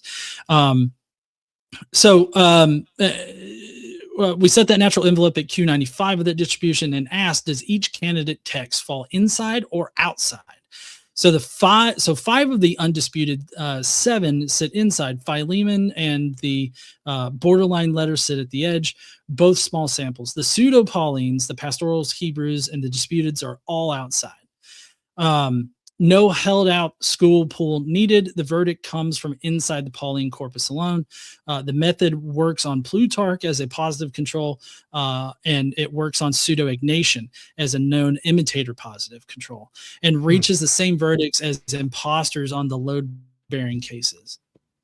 Yeah, this is really good. And so this cleans up the problem that I was talking about the other side, because for people who don't know, the Deuteropaulines are Ephesians and Colossians, and you can see that they're grouped pretty closely. I mean, not exactly, but closely, or with the in distance. I mean, from the Paulines, as the pastorals. So they're not being compared with the pastorals here. They're just being compared with the so-called authentic Paulines. But you can see it all falls outside the window, like you said. And this is very similar to what Lacan did. Lacan used a two-dimensional version of this. So if people would go to my article and see the Lacan, my analysis of the Lacan study, she did something similar to this, but with two-dimensional, like plotting it on a two-dimensional matrix. And the results are what she got is very similar to this. And so I think that's significant. Okay. I also want to add that, two things. I had mentioned that we want to probably remove any quotes from the Septuagint, but just seeing that Philippians is also an edge case, we'd also probably want to remove any hymns that Paul is quoting. So the Philippians hymn might also be affecting that result. But here's the big thing. I recently read Benjamin White's book on stylometrics and applied to Paul and all the various problems there. And one of his big critiques was that a lot of the what are called unsupervised methods tend to just find what the searcher is looking for. And if this result is robust, this actually would help fix a problem that he was highlighting and saying, hey, these unsupervised methods, they can't reliably tell you something is Pauline or not. You have to actually use supervised, meaning you have to know what your target is to compare. But if this holds up, this might actually resolve that problem. So this would be a significant benefit to the field if we keep kicking the tires on this car and it keeps driving. Yeah, it's worth mentioning that book, by the way. I had recommended that to you, and a lot of people don't know that this came out recently. Tell people about that book. Yeah, so Benjamin White, he's written a couple different books about the interpretive traditions around Paul, and this book called Counting Paul is him going through kind of the history of attempting to use various stylometric tools to determine which of the letters are authentic or not, which ones should actually be considered together as the ones that Paul wrote. And often people will go through and they'll say, well, this particular word shows up more often in the Paulines than the not Paulines. But then you go and check and you look at how variable it is. And for example, it's like saying, well, if we wanted to be a bit strict about this, it's like, sure, you could include Philippians, but it would kick out Galatians or things like that. It's like, if you were to be rigorous with this, none of the methods work. And so Benjamin White's main point is, if you want something that's going to actually be reliable, you need a supervised method, which means you have to know what your targets are. If you just go with unsupervised ones and just let the models throw stuff together and then afterwards decide what's important, you end up, finding patterns in the noise. And he tries doing some things to advance beyond this. So if this unsupervised method is saying, hey, here's a cluster of letters that seem to have a similar register, then this might actually help resolve that kind of problem and allows us to say more confidently, here are the authentic letters, or at the very least, letters written by the same person. We should note that it could be the case that all the letters are written by one person, and they were all written last Wednesday, but we've been just completely bamboozled. Yeah. But yeah, so I did end up after I had been thinking about the Philemon thing, and then Aaron mentioned the Philemon thing, and so I definitely I did take that out and regenerate things without Philemon, and so I'm fairly certain that I did redo this with Philemon, but I'll definitely go through and double check to see if I get something different. But I know that was in my cards to take it out, so that there's definitely a lot of cleanup that I have to do before I do anything like publish or whatever. I feel weird saying that because it's like I've never considered myself to be someone that would like publish anything. But no, I told you this is publishable. Certainly the bulk of results written up properly. Yeah, for sure.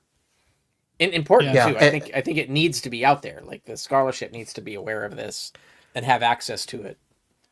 Yeah, and of course, all these cleanup things, we definitely want to do that beforehand, because some people did not do that and think that they were going to overturn a bunch of things said about Josephus. Not that I'm saying anything, but I'm saying something.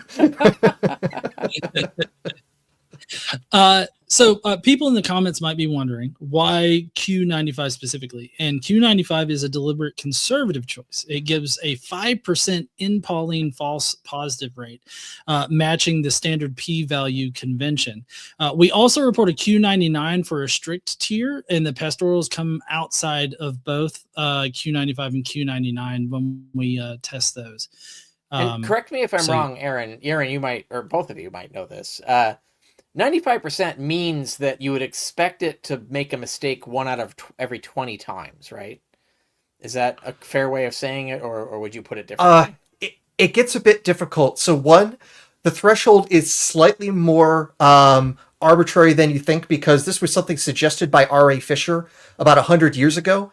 And it was basically just to say, hey, just for business purposes, this will work. And everyone would just said copy paste for 100 years. Yeah. I'm being a little facetious when I say that, but that 5% threshold was basically just something that R.A. Fisher suggested because it was convenient at the time for like chicken egg laying or whatever thing he was studying at that particular time.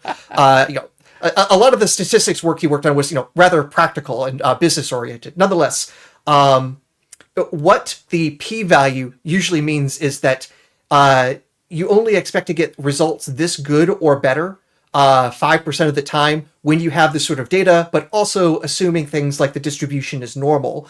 It can also be very background assumption heavy. And a proper Bayesian might come in and say, well, hey, if you have no reason to think otherwise, this might be fine. But if there's some sort of underlying bias, the p-value might be mistaken. One of the books I read recently was pointing out, hey, if you're like studying psychic phenomena, you have the issue that some of the people reporting this stuff aren't exactly honest. So you might have to worry about, hey, if we just use a p-value and just say, well, p is below 0.05, therefore psychic powers exist. It could also be, this could be a result of the file drawer issue, that people just don't report the negative results, or somebody decides to just only keep the samples that makes their case look good. And there have actually been documented cases of exactly that. So 100%. So p-values are somewhat useful, but they're also overblown. Some journals are actually refusing to even accept them. That might be too reactionary, but amazingly, statisticians get into fistfights about these kinds of things. Yeah. I'm thinking like if we take the sort of simplistic version, assume everything's simpatico otherwise, the error rate we would expect, a false positive would be like 1 in 20 by chance accident. And we're only talking about 6 authentic letters. So the probability that an authentic letter has been misidentified at Q95 is low. That's one of the reasons why you would take Q95. If we were looking at like 100 letters, Q95 would not be a great method, because you would get a lot of false positives. You would expect a lot of false positives. And so that's why I bring that up. That's one reason why Q95 makes sense here. You could, I don't know if does the software allow you to run Q99 and things like that? Well, so Stylo, I am reporting Q99 is like a stricter thing for and the error bars will get larger when you do that usually. When you try to get a higher confidence, you get wider error bars. So that sometimes it's not worthwhile to run Q99 because it just creates everything is everything, and then you don't really get a visible result. And if anyone is wondering, why not just run Q100? But the problem is that would be literally the entire space, so it doesn't tell you anything. So there's a reason a 0 to 100. Used. Yeah, literally, yeah, mathematically, that's exactly what would happen. Yeah. All right. So next, imitator control calibration. So this is a big problem with the Paulines, especially it's imitators, and distinguishing, good imitators. And then of course there's the bad imitators that don't really imitate all that much. But we've got 2 panels here. The left is the imposter score on a set of known pseudo-Ignatian forgeries, and texts that mainstream textual criticism agrees are 4th century imitations of Ignatius. 3 of them score in the looks Ignatian range, which would be a false positive. On the right, the same text run through are within envelope method. All of them score outside the Ignatian envelope, 0 false positives. So it seems like the author envelope it can actually identify imitators or imposters better than the imposters on the Stylo. That's interesting. Yeah. And for anybody wondering, this is the current Stylo that we would have been running off of, not anything old, in case anybody is gonna throw that at me. So this is the calibration story. I'm just looking at all the Justin things, and there's like W1, W3. Is that like a number of word engrams? I'm not sure. Yeah, so those are windows. So like Okay, just the an window apology. sizes. Gotcha. Yeah. I Super, thank believe you. I did. 2,500. I think I did the floor on that to I guess my thinking was use the lowest level that I could in order to replicate or test this out, because as you go up to the 5,000, it just gets even cleaner, so but yeah, those would be window sizes. So this is the calibration story for the within author method developed for this specifically. We took a corpus where the ground truth is known, the pseudo Ignatius forgeries that mainstream scholarship has identified as fakes, and asked both methods to discriminate them from genuine Ignatius. The imposters scored 3 of them as Ignatian. Within author scored 0 as Ignatian.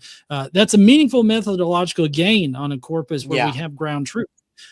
CBJ's that's really claim important, because that ties into what I was saying earlier, that the fake Ignatians use a lot of the authentic Ignatian material. So the ability to be able to make this distinction shows the power of what you're doing here.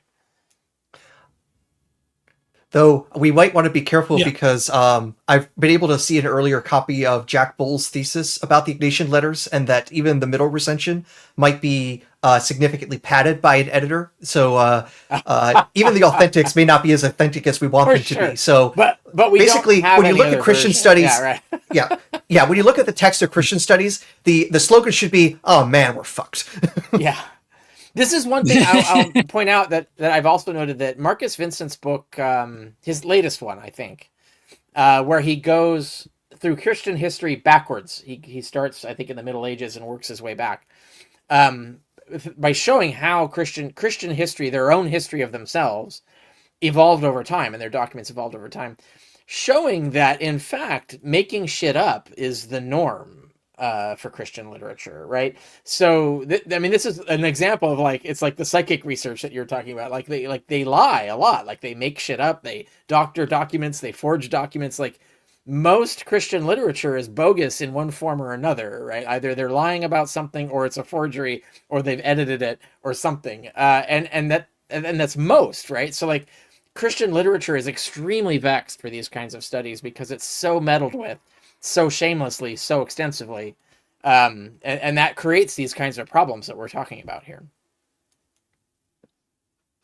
Yeah. So let's see. Hold on. Where am I at? Okay. CBJ's claim that Marcion School produced sophisticated forgeries of Paul is structurally identical to the pseudo-Ignatian problem. The right method matters. Within author is what you reach for. Imposters is what we ran first. I ran first and gave it the same verdicts on the same on the load-bearing cases, and on harder corner cases like Hebrews, it gave indeterminate readings, where within author gives a clean answer. So just trying to anticipate questions here, or pushbacks. If imposters gives in false positives, why trusted on the Pauline verdicts? Because on the load-bearing Pauline cases, the two methods actually agree. Where they disagree is the corner cases, Hebrews, edge of floor text. We use the within author method as a canonical method for those. The convergence on these easy cases tells you both methods are seeing real signal. The divergence is on the hard cases. It tells you which methods to trust there. So it's all about using the right tool for the right job.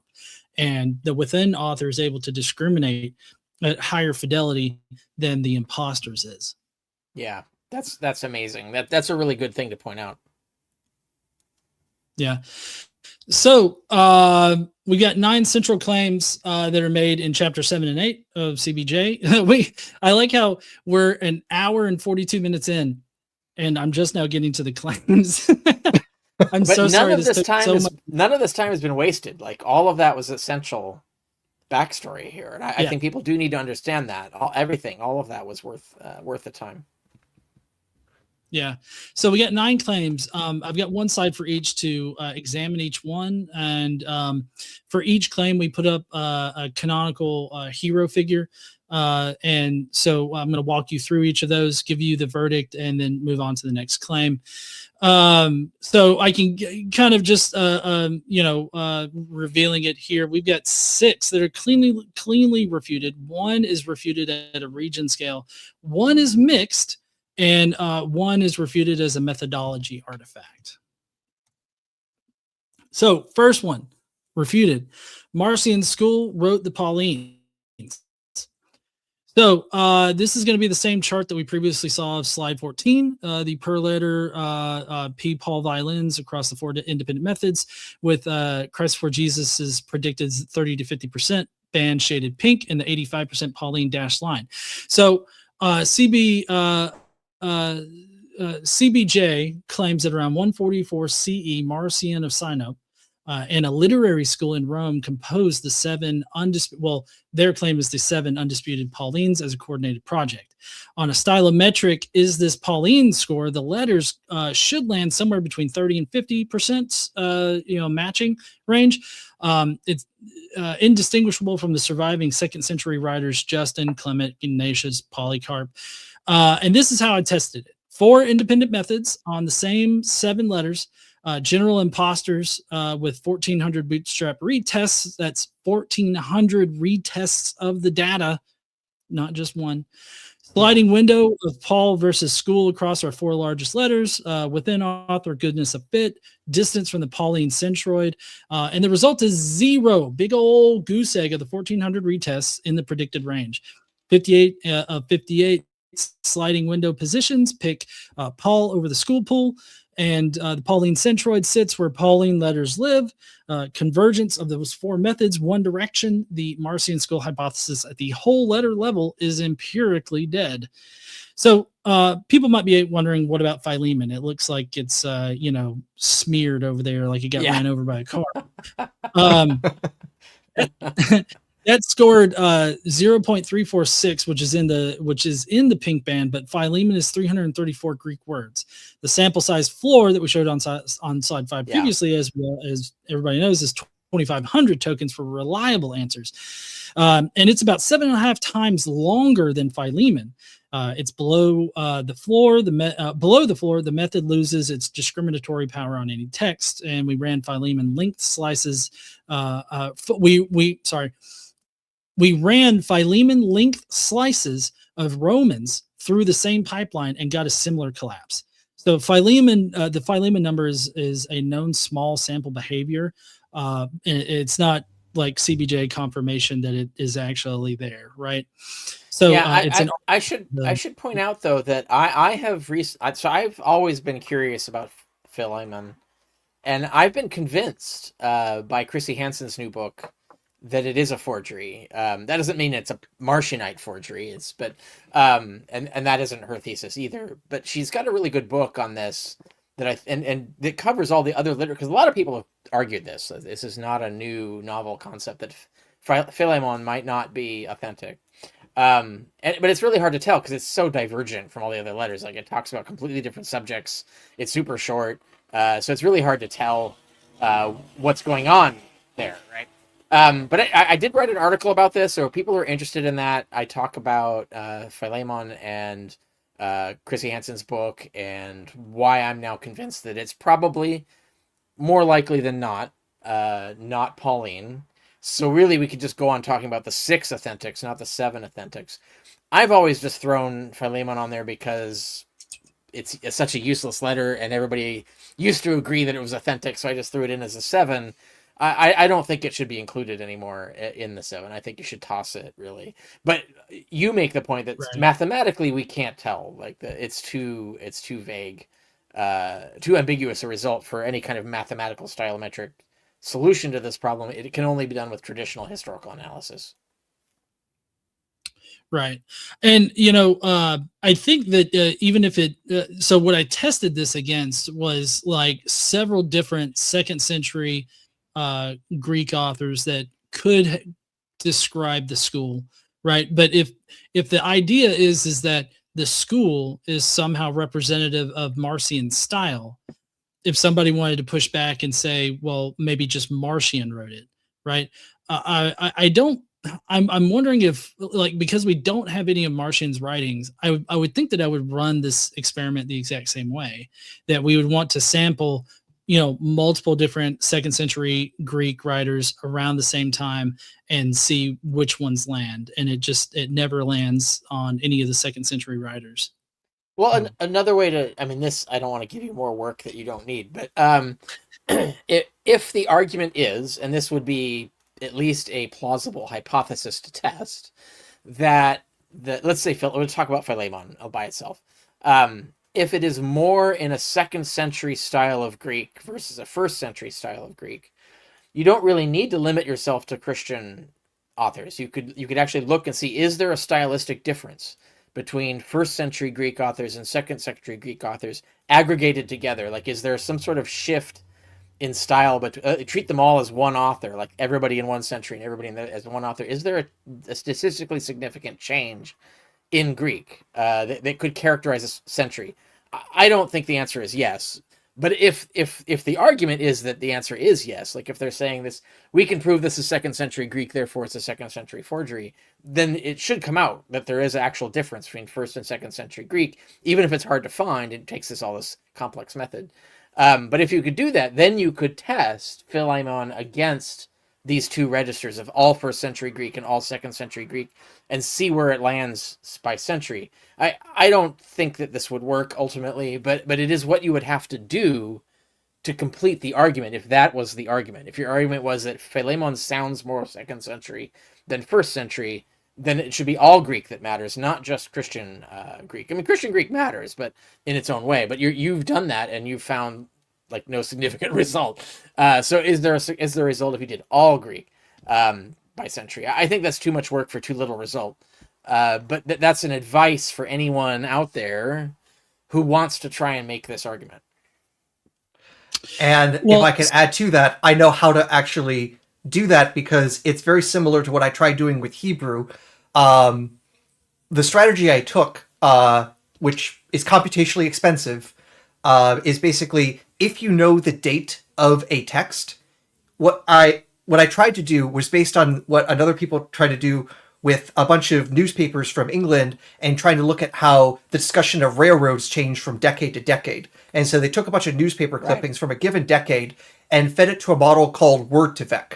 It's something that was developed by Google in 2012. Basically, it's trying to guess a missing token based on the context. So if these are like the 5 words before and the 5 words after, what's the most likely missing word in the middle? And then have the model figure that out, and it creates what's called an embedding space, which turns every word into a vector, hence Word2Vec is what this was called. What these authors did was they took Word2Vec, did it a bunch of decades, and showed, hey, here's how the register of this word is changing over time. So in theory, you could go and download everything you can from Thesaurus Linguae Graecae,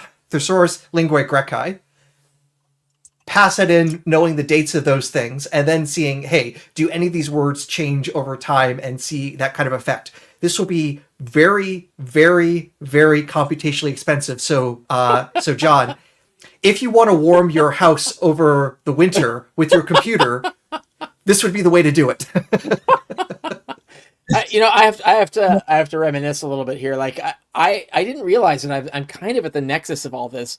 So in the late 90s and early 2000s, as I was a graduate student at Columbia, my employment, for my work study half of my fellowship, was that I worked in the Columbia University Library in the electronic text service right at the beginning of all of this. Like we were just building like more advanced OCR technologies, and people were actually experimenting with, we can digitize a text and we can run all these mathematical things on them. We didn't have these tools then, but people were at that time at Columbia University inventing that, like they're working on inventing these tools. They were thinking about them and doing this. So I was like literally at the nexus of the beginning of all of this stuff. And so it's interesting to hear 10 years later, people are like, stuff is coming out of this, like actual programs and actual techniques and stuff that are actually doing the things. Uh-oh. Uh-oh. Richard apparently froze. Yeah, let's see. He may end up just rejoining here in a second. Okay. When stuff gets caught back up. I did want to address something that I did see passing in the comments, a question about what exactly does Christ Before Jesus actually claim in their book. And they actually do claim, and I'm quoting from the book here, around 144 CE, Marcion of Sinope and a literary school of collaborators in Rome composed the 7 undisputed Pauline letters as a coordinated project. So as far as the Pauline epistles go, they definitely say school. So just in case anybody's wondering over there in the comments. Yeah, I believe Carrier is going to come back here in a second once his, there he is. I don't know when I dropped, but whatever. Okay. You were talking about how that basically 10 years later, we're now going from the cusp of being able to do optical character recognition to advanced optical character recognition. I remember back then we had, because the hot software back then for OCR was invented by the KGB so they could spy on their own people. But there's a lot of languages spoken under the USSR, right? So they had to come up with sort of like this very efficient method and reliable method of OCR for a lot of different languages. So I can't remember. I think it was like Fine Text or something. I can't remember the name of it. But the hottest OCR software then was this KGB repackage that was like capitalized and sold on the market, and it could OCR all these different languages with a super reliability. And anyway, that was part of that. But yeah, like people were at that time asking these questions: how do we build software to do these things? And then here we are, and then 10 years later, they're like actually building those things. And then here we are 10 years later using those things. It's just a weird connection to history that I've got there. Yeah, I've also seen some of that, especially with OCR, when it went from this is cutting edge stuff to get it like 90% accurate to now it's too easy of a benchmark because of how good neural networks have become. Right, yeah. Though I've seen exceptions. It's when I've tried using like Google Books on like Gothic German text, it will screw up some of the consonants because it's a weird font. Yeah, right. All right, digression ended. Let's proceed.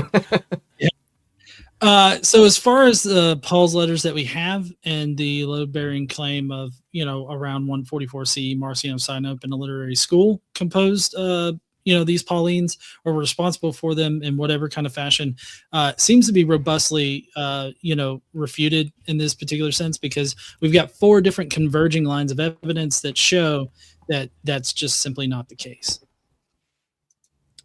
Next claim that's refuted is Galatians 1 and 2 is Marcion's biographical projection.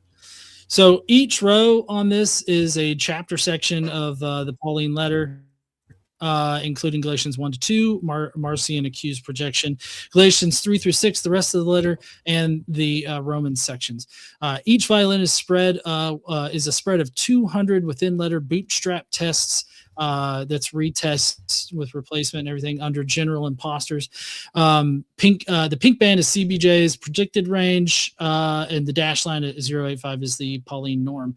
Now, Galatians 1 through 2, the Damascus and Jerusalem narratives are their claim is that's Marcion's biographical self-portrait inserted into Galatians by the school as a Marcion projection onto Paul. The rest of Galatians is a different layer. And this is how we tested it. We cut Galatians at the exact chapter boundary that CBJ flags, 1 to 2, verses 3 to 6. We then ran 200 bootstrap retests on each section. Then we ran a separate sliding window test across the entire letter, looking for a stylistic seam. The result is that Galatians 1 to 2 mean that its mean of P Paul is 97% at a 95% range of 0.87 to a perfect score of 1. 0 of the read tests in the pink band. Galatians 3 through 6, 0.993.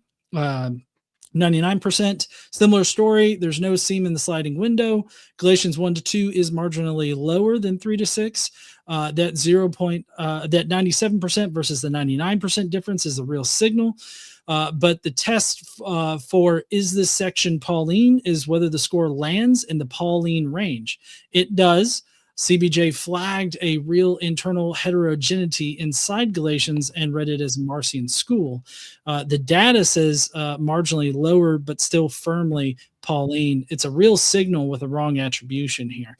Now, you might be saying, doesn't marginally lower mean something? But it means in Galatians, it means that Galatians 1-2 is slightly different in register from Galatians 3-6. The Damascus narrative section is biographical. The rest of the is doctrinal argument. That's right. Authors shift register. Yeah, authors shift register within letter. Paul especially does this. The within letter variation we measure here is within the Pauline norm, not evidence of a school.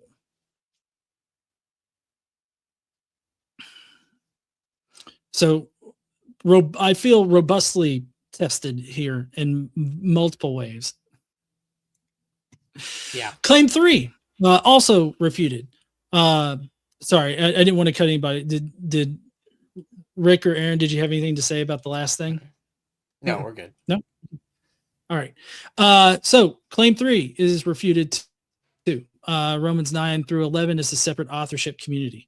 So how to read this graph right here is that with the within letter bootstrap panel, Romans 9-11 on top, the rolling delta trace across the full letter on the bottom. On the bottom. The rolling trace x-axis is the position along the Romans and Greek tokens, 0 to 7,055. Y-axis is the per window distance to the nearest other Pauline letter.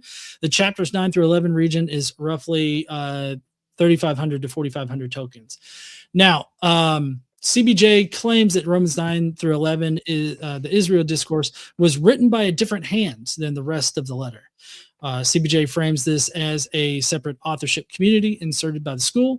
How we tested it was that the same protocol as Galatians within letter bootstrap at the chapter cut, plus rolling classify across the full letter spectrum, looking for a seam.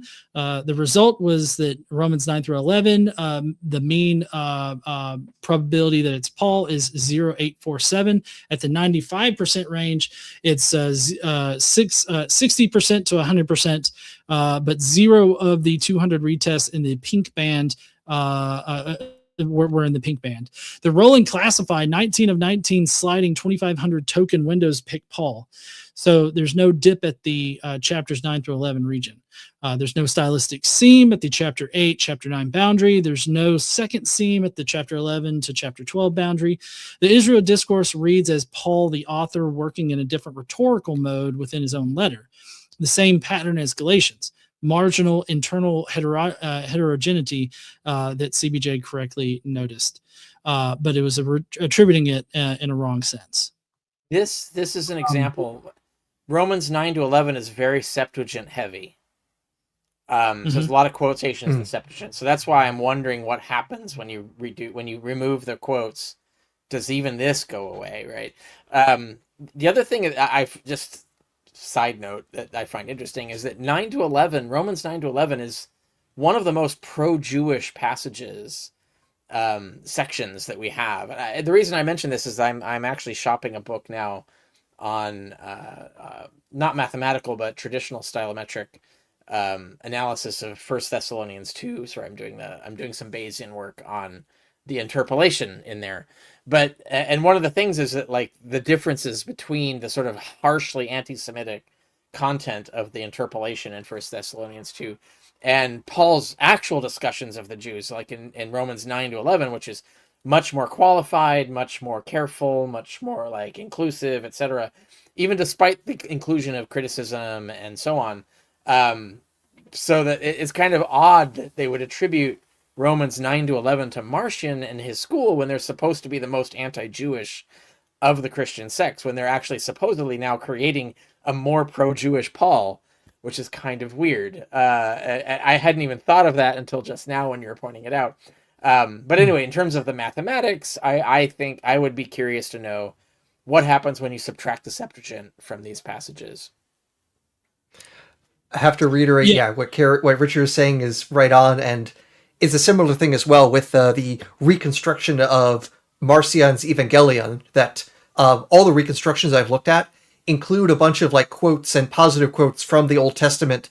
But what we're told about Marcion is that he thought the Hebrew Bible was not something all that ultimately authoritative to Christians. That, great for Jews, yeah, but that's just some local weird tribal deity. This is not the master of the universe that Marcion believes in. So it's also one of the reasons I'm suspicious about Marcion wrote this whole thing. Whether Luke add to it or Marcion took from it is another question, but I at least don't follow Marcion wrote the whole thing. Yeah, to be fair, so a little bit of pushback. That's a good point. I think you're right. But Vincent and others might say that, and they have said this in a more general way, not in this specific context, but that what we've been told about Marcion might be false. So there's a lot of what their position is that Tertullian, and a lot of this we get from Tertullian, honestly, and even later authors are just quoting Tertullian or paraphrasing Tertullian. So a lot of this is fabricated by Tertullian. And I give a really like concrete, provable example in chapter 7 of my new book that just came out, Obsolete Paradigm of a Historical Jesus, in chapter 7, where we can see Tertullian fabricating a doctrine for Marcion that even in Tertullian's kind of attempt to fabricate it, he gives away clues that he's making it up, right? That it is actually contrary to what Marcion actually taught. And you can see this happen in real time in the text. Other authors have pointed this out. I'm not the only one to have noticed this, but you can see, and that's an example in terms of the role of the flesh in Marcion's doctrine. Did Jesus assume a body of flesh or not, etc.? And where you can see that, in fact, a lot of things that we think Marcion believed are these polemical fabrications, these sort of straw men that the haters of Marcion invented. And so we got to be cautious of this in terms of like what we've been told might not be true. And so we need to kind of like start from the beginning, be more distrustful of our Christian sources on Marcion, etc. This is a point made by Vincent and others. And so to be fair to their argument, their view is that we should be more skeptical of these claims of what we think we know about Marcion. Even despite that, it still seems pretty clear that Marcion, unless the demiurge theory was completely fabricated and Marcion never argued it, which is, I have to admit, is possible, given all the evidence that Vincent and others have marshaled that Christians lied about everything, and we don't have Marcion's writings, so we don't get to hear from him what he actually thought. Can you imagine on the internet today where you have like complete internet trolls and all you know about someone is what complete internet trolls tell you about them and what they teach? Like you would not have a reliable idea at all of what they actually said. And so it's possible. That's why I grant that this theory that we're talking about is not out of left field. Like it is a genuine question that is worth asking and exploring for that reason. And Vincent has made a really good case for why that is, and I agree with him on that point. I just don't think the conclusion follows, and that's what we're talking about here. But nonetheless, like that's a factor to take into mind. Is like, was Marcion so anti-Jewish, or is that a polemical invention about him? I think in the end, like the demiurge theory thing has to be something that he taught, seems to be very anti-Jewish, seems to be very dismissive of the Old Testament. And so your point that like the reliance and trust, complete, just total trust in the the divine inspiration of the Old Testament and the words of the Yahweh, right? That's supposed to be this evil fuck up. Like that doesn't fit, right? And so if you're going to argue that Marcion forged Romans 9-11, you have to go in the direction of saying that all of the stuff that was claimed about Marcion is false, that he was actually much more reverent towards the Old Testament than everybody is claiming or had been claiming that he was. So there's a contradiction if you don't adjust completely your view of what Marcionism actually was. And that creates a complication because now you have to like freaking rethink everything. Like it's a lot of work to get this Marcionite hypothesis to work, right? And I'm not saying it's not worth doing. It's worth exploring. I'm not impressed with the results of this study, but I do think that the kinds of things that Livesey and Vincent are doing, Trobish and others, I think is worthwhile. Even when they're wrong, they're at least like burn testing something that we're getting to see, like what happens when you like super skeptically treat this evidence. What is the output? That's useful to know, even if it doesn't change, even if it doesn't move the needle or whatever. And I want to make that point because it like we're kind of like hammering this specific analysis. The sort of the stylometrics don't work here, but Vincent and Livesey and so forth have not backed this stylo. This is like this is a separate thing, right? So like we don't want to impugn one set of scholars versus the behavior of another. But anyway, these are the kinds of things we do need to think about, and there are legitimate things to question. It's just so you do have to work your way through them. It makes me realize Vincent kind of dropped the ball when it came to the title of his books, because he really should have just taken the title from one of Al Franken's books and called it Lies and the Lying Liars Who Tell Them. Yeah. Vincent is too serious and less comical, but yes, correct. Yeah. All right.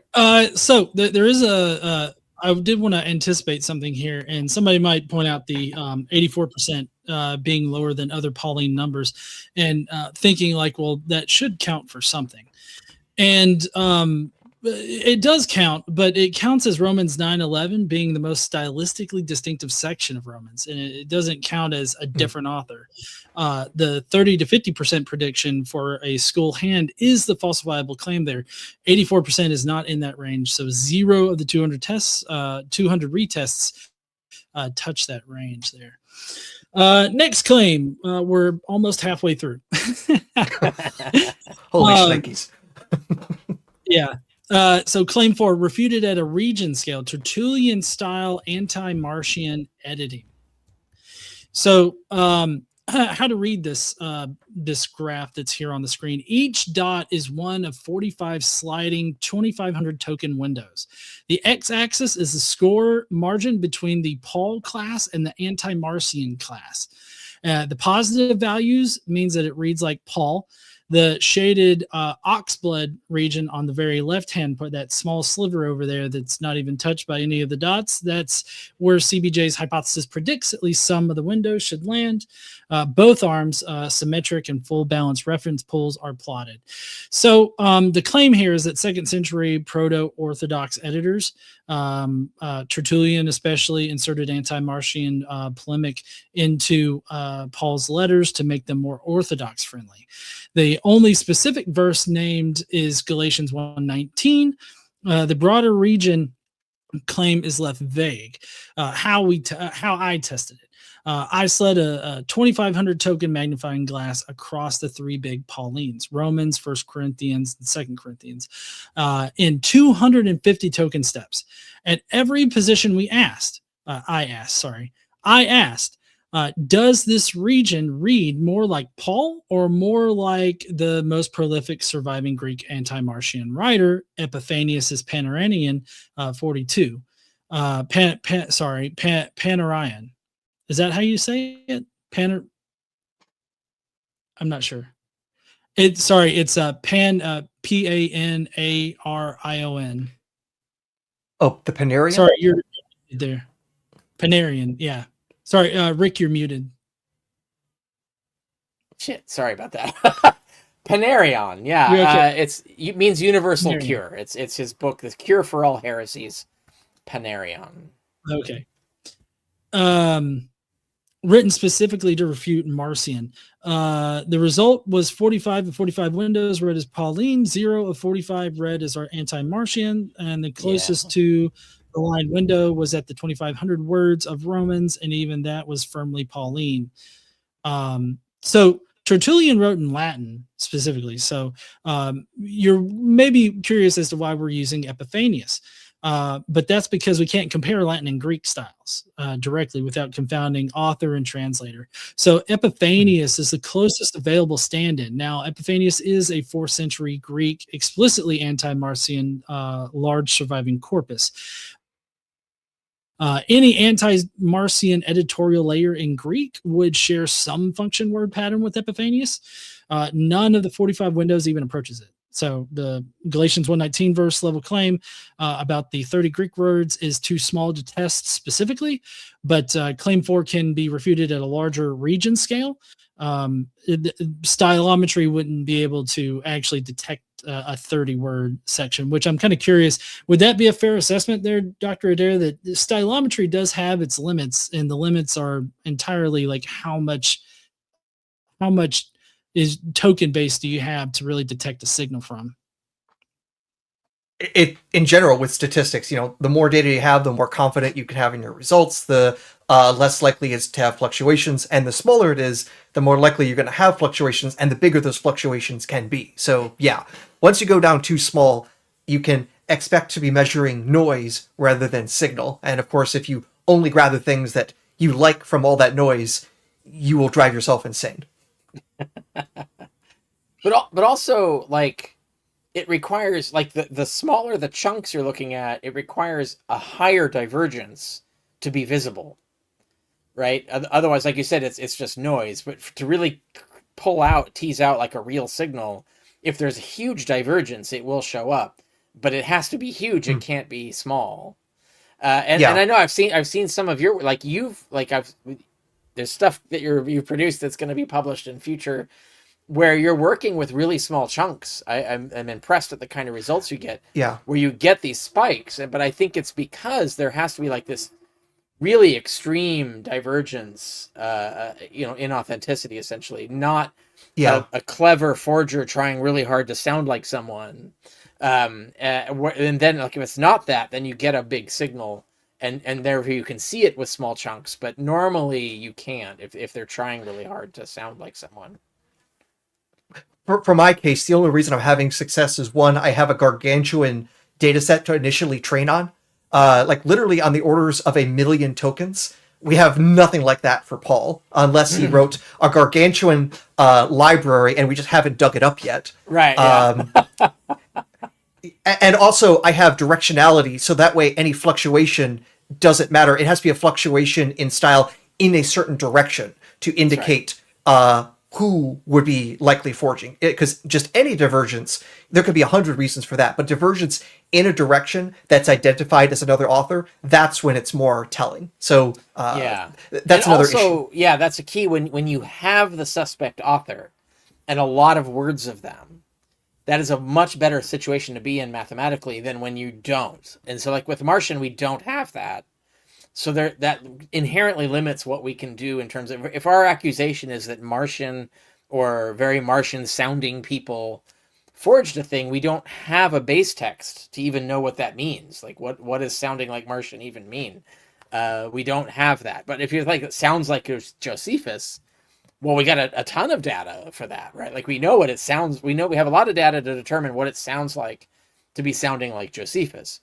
Like you said, like, a shit ton of tokens. But that creates problems here that are difficult to surmount. And that requires much more attention to methodology than I think has been done here in the original. I'll call it a study, even though really it's just a pop market book. Whereas, John has done crazy amount of human hours doing the hard work of like serious, hardcore statistical analysis, which is why I find this so valuable. Like, you spent so much time doing this and building this, figuring out the ins and outs, figuring out the pushbacks. This matters. Like, this is the way to do this, essentially, is what I'm saying. Mm-hmm. All right, next, claim 5 is the only mixed claim here, and that's Marcion's Evangelion preceded Luke. So how to read this graph?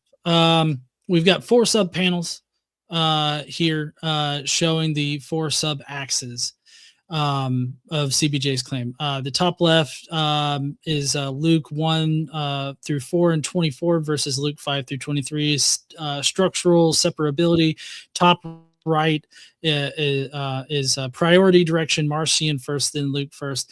Bottom left is the bottom left is the 5 class identity disambiguation.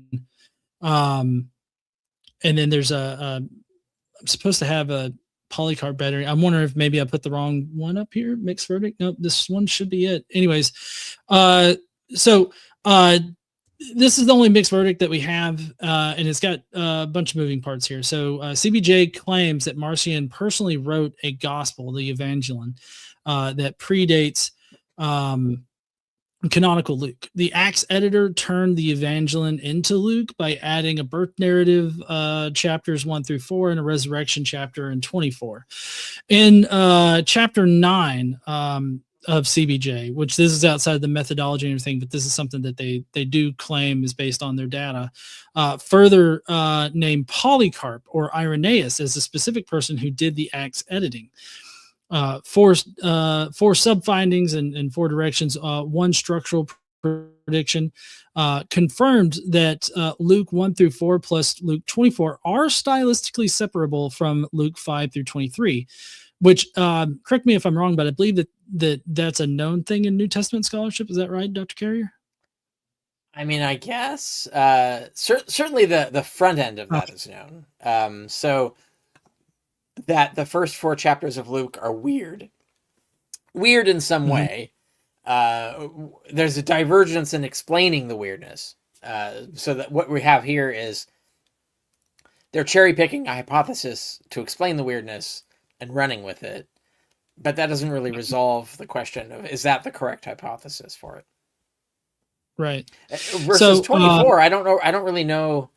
I don't think anybody has really argued that. I feel like there's a lot of literature establishing a coherence. Certainly, like there's a author recently, I can't remember his name. He wrote a book called The Spiral Gospel, which is about Luke and Acts, but mostly about Luke, and how it has a complex ring structure that very firmly includes 24.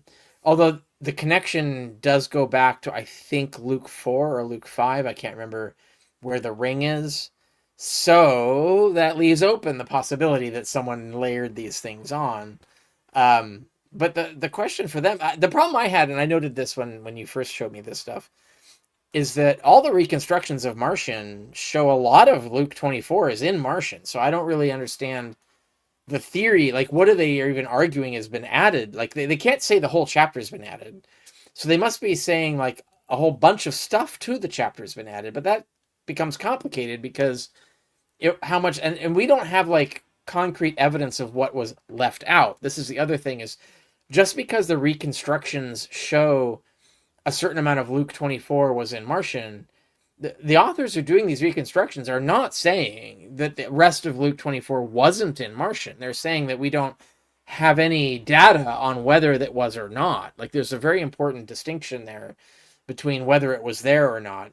So their claim about Luke 24 puzzles me. I'm not really sure what their claim is, and it doesn't seem to make a lot of sense. And if they're just running it on the chapter as a whole, well, a lot of that's in Marcion, so what really are they even claiming here? That's a problem I have with Luke 24. Luke 1 to 5 is a more, or 1 to 4, like that's a more complicated issue, because like Luke 1 to 2 is very different from 3 to 4. So already you're looking at like why is Luke 1 to 2 so different from 3 to 4? Anyway, these are the kinds of things that these chapters are too small, like you said, to tease out these questions mathematically. So I don't know what can be done with this. I mean, you have your own results, and I think they're sound. But so let's go through what you found essentially. Yeah. So the added pool, Dr. Adair, did you have anything to add? Just very quickly, I pulled my copy of Jason Badoon's book on reconstructing Marcion's work. And it's also one of the good ones because it's a bit more conservative than some of the other ones without being overly. So like it's the best one. It has really good commentary, really good notes. Like, it's a very honest reconstruction. I think that's like the one to have, I think. Yeah, especially all the notes about where the sources are and how trustworthy they are in a given thing. And yeah, there's a lot of Luke 24 in this reconstruction and saying, hey, specifically Tertullian says he got this part of Luke 24 from Marcion that he's responding to. So at the very least, the same evidence that we'd have that Luke 23 was in Marcion's Evangelion, 24 should be as well. So yeah, it is strange. So the added pool fingerprints differently from the substrate pool. So two identities of the added layer are ambiguous. The added layer reads as axe shaped, which is consistent with either the Acts editor as a separate hand or that the same Luke author is writing in a different formal Septuagintal register. Stylometry alone can't pick between the two. The third thing is that is an undecided thing is the bidirectional similarity is symmetric. So stylometry can't tell you which way the literary borrowing went. The narrower Polycarp axis is refuted at every defensible MFW band. Polycarp wins 0 of 7 sliding windows of Luke 1 through 4 and 24 Right. with a bootstrap stability. The probability is 100% there. The 7 of 7 Polycarp signal that CBJ pointed at in their chapter 9 was an MFW 5000 long tail vocabulary artifact in Polycarp's small 1582 token leaf. So Irenaeus survives mostly in Latin and is untestable on the Greek side. So CBJ's structural intuition that about the front of Luke survives. Their Marcion-priority claim doesn't, though, get arbitrated either way by stylometry. Their Polycarp identification is dead, though. So that's why this is mixed, because we can't actually determine which direction it went. But I think that because of how Evangelion is actually reconstructed out of existing canonical like Luke, like that Lucan core, I'm not sure if we would be able to really tell stylometrically which one it is, because we don't actually have like Evangelion to really test against, right? Yeah, that would be my conclusion. And that's also the problem with Irenaeus. In their book, they have these really strong claims about Irenaeus matching the style, but they're using a modern translator because there's no Greek for almost all of it. Irenaeus wrote in Greek, but it was almost lost, and so most of Irenaeus survives in a Latin translation in the Middle Ages. And so there was a modern back translation from the Latin into Greek, but that means that the modern translator is making decisions about how to structure the Greek based on the Latin. And so really the style of the Greek of Irenaeus is the style of the modern translator. It's not the style of Irenaeus. We can't see the style of Irenaeus. I mentioned the example of the particle de, which has no equivalent in Latin, so it would never show up in Latin. But that's often one of the most key things we look for in terms of style, when we look for like, how does an author use the particle de? Other particles as well, but I focus on that as just a very familiar example. And those are the kinds of things that don't survive in Latin translation. And when you do a back translation, the author is making their own decision. The translator is making their own decisions about when or whether to use de as a particle, and every other particle and every other structure and word order and all the other stuff. So it's really the modern author, and the modern author might be affected by the Bible, right? Like, so they're looking at their Greek, I want to make this sound like or look like this, and they're making their own decisions about what sounds like or looks like this. Or maybe they're just modern translator, they just, like, in school were taught to use de a lot, or they were taught not to use de a lot, or whatever. So like there's all these factors that come into like how the Greek gets constructed. And these stylometric methods, this mathematics, is really, really very, very sensitive to the specifics of the Greek orthography and the Greek structure of everything, whether it's words or orthography, like you mentioned, and therefore none of that's going to survive in a back translation. So like it's undoable. That's why everything they talk about with Irenaeus is just undoable, and they should never. And certainly, peer reviewers would have told them this is undoable. You got to remove this. This is useless. Like everything you're saying here is false and not usable. And so that's a really serious problem, and you just like charitably just like bypass it, but I do think it's like a major error that exists in their study. Out of curiosity, Richard, because just because y'all know this better than me, Latin doesn't even have the definite article. Greek does. Yeah. So and Greek uses the definite article, like maybe like 5% of the words is the definite article. So a lot of author choice would go into that translation. Yes, and the definite article is it's very variable, like whether you use it or not. Like you have a lot of options. Like you don't have to use it, and you can use it in different ways to do different things. Like you can use it as like a relative pronoun. You can use it like as a substitute, like as an actual just pronoun. You can use there's the difference between appositive and other structures of how where the definite article goes has a different effect on what the meaning of the sentence is. All of that's gone in Latin. Like it's not preserved at all. So like, and that mind you, that like you've just mentioned a second issue. I just mentioned the particle de. There's like 1,000 of these, right? Of things that are distinctive things in Greek that are not preserved in Latin at all. So you just like once it's translated to Latin, you've lost the author's style pretty much. Like there's just no way that you can go back to do it. And if anyone's going to do a back translation and they have no reference text, in the case of a Marcion, they don't have Marcion's style to look at. They're just going to do what they think, like it's what their own decision. Maybe it's their own style or a style of an author they like or whatever. So yeah, these back translations just are useless. You just can't use them for Irenaeus, for Marcion. They're just out. Like I don't see any way to like genuinely use them. And I know like the reconstructors like Badun and so forth like really like their reconstructions, but I feel like there's too much that they're thinking and making up to insert there.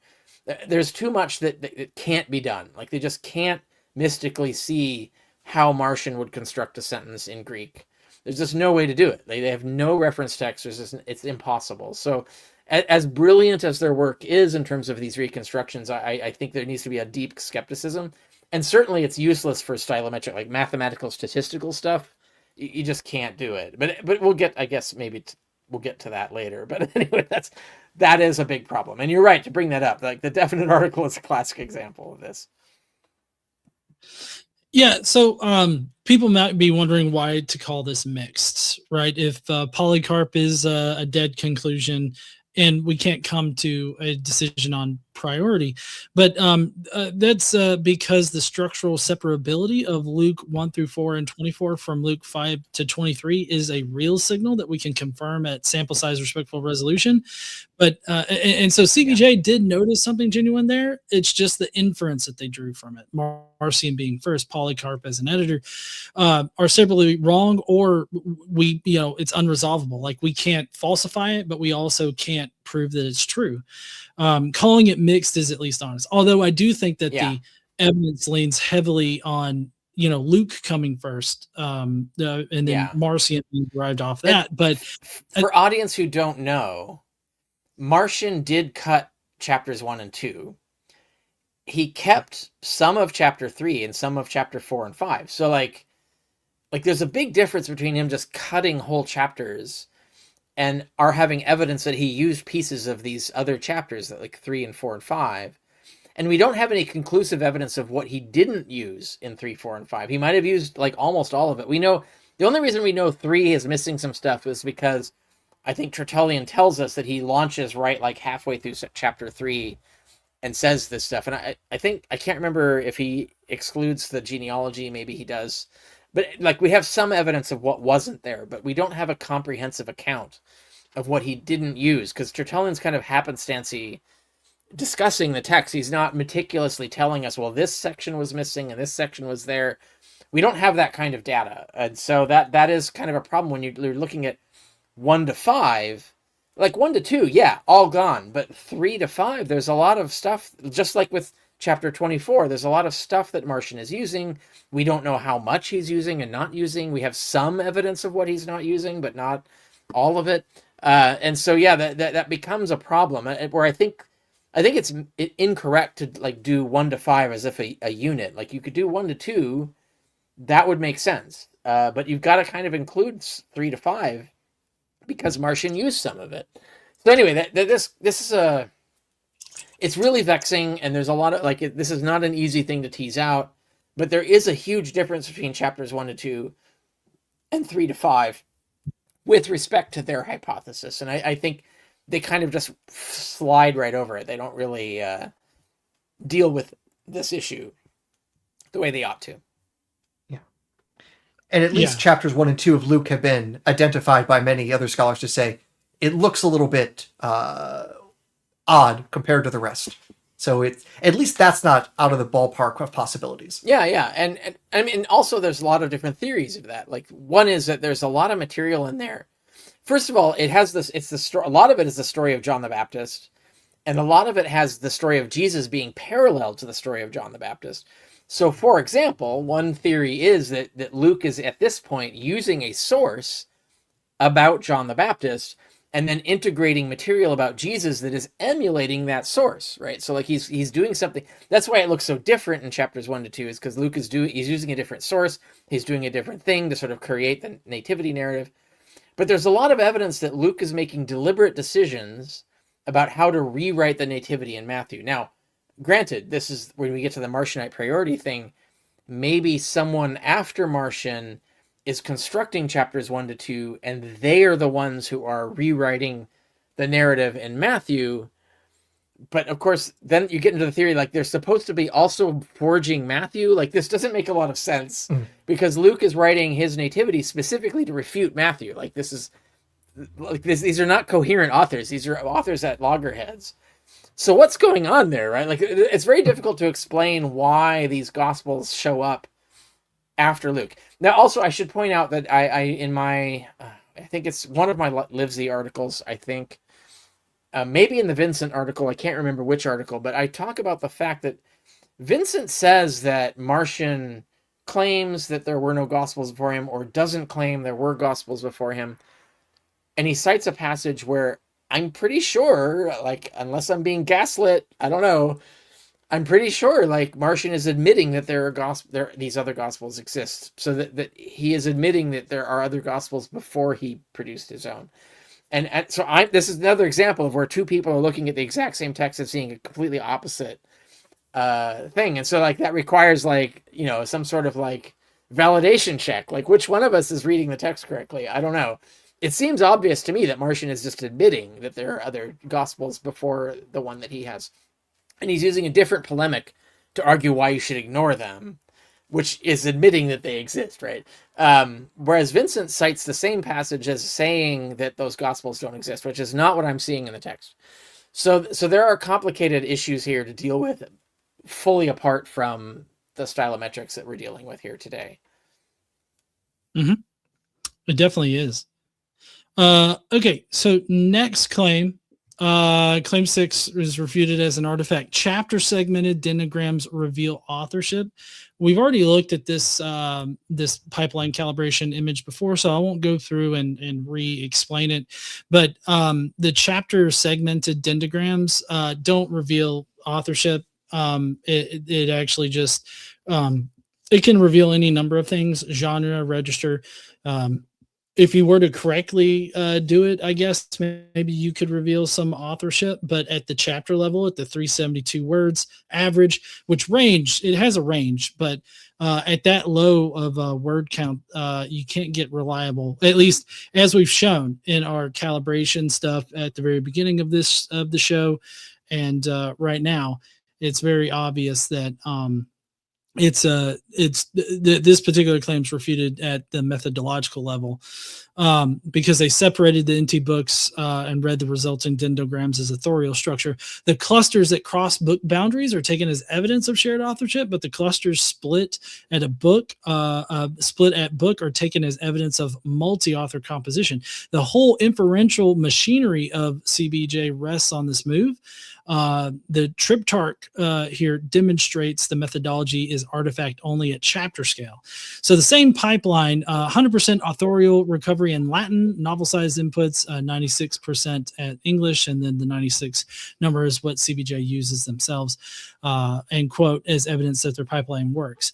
But, you know, we've got the 27 to 40% New Testament chapter size inputs are what we can reliably do it. So every chapter segmented exhibit in the book, every Paul clusters with Marcion claim, and every Luke 24 attaches to Acts claim built on chapter chunks operates in the steep ramp of the unreliability curve. That is what we mean when we call Claim 6 refuted as a methodology artifact there. Now, one thing I anticipated was, aren't your own chapter level results subject to the same problem? And I would say yes. And we never run a chapter level result as load bearing. Every load bearing claim in my talk tonight is at 2,500 plus token sizes, or at least the max token sizes that we can for a book, because there are some, like the epistles, are less than the 2,500, and those would be the most unreliable results that we have. Everything we say converges at a chapter level diagnostic. It's explicitly flagged as diagnostic only. Yeah. I've noticed in the chat that people have been pointing out your usage of load bearing, proving that you're an engineer. Oh yeah. I am starting to wonder if we could actually calculate the stress tensor of the load bearingness of these various things, but I'm not enough of a mechanical engineer to know what the hell I'm talking about. Well, what I'll say is I have been stress testing the minimal mythicism position, and it's been coming out to be quite structurally sound in my opinion, but that's something for another time. Yeah. Yeah. So claim number 7, I'm trying to get through these 9 real quick. Synoptic parallels reveal common authorship. So I believe that we've covered this before already, but I won't bother going through all this. Essentially, this refutes this whole notion that the synoptic parallels reveal like a common authorship between all the gospels there. But so one anticipated pushback that I found was, couldn't the synoptists be the same school regardless? And in principle, yes, but you can't get there from a stylometric cluster of copied text. The inference is unsupported by the method. The mainstream consensus that Matthew and Luke are independent of each other, both copied Mark, is established by hundreds of small redactional differences, not by frequency clustering. Yeah, and also just logic. In terms of like, okay, your school is making these gospels, and so you have one guy writes Mark, another guy says, I hate that. That's fucking terrible. I gotta go pro-Jewish. I'm gonna redact it and turn it into Matthew. And then another guy says, oh, that's shitty. Like, fuck you. I want to like redact it and turn it into like we're gonna unify and all be together, Jews and Gentiles. And they write Luke. Like, why are these guys, like, they're supposed to be this common school who's promoting this common idea, and they're all like they hate each other and like fucking each other's work up and coming out, like stealing their literature, rewriting it to sell exactly the opposite message. Like, this doesn't make any sense in terms of coherence. And you get the same effect with John, even outside the synoptics. John hates Luke. And so there's a lot of in John where he's rewriting Luke to sort of quote unquote fix Luke, meaning completely flip upside down everything Luke argued. And so like whoever wrote John like is an anti-Luke author. Why would this be the same school of people? And I imagine like, that there you can get these complicated epicyclic theories where, well, some of this was Marcion school and some of it was the anti-Marcion school, and there's all these layers of editing and so on. It just becomes like more and more epicyclic, more and more like, geocentric theory, essentially, where it's too complicated. Like, your theory is too complicated. You don't have enough evidence for it. And there's a much simpler theory that explains everything, which is, of course, the theory that is the mainstream consensus theory, is these guys are literally different people, different schools arguing against each other.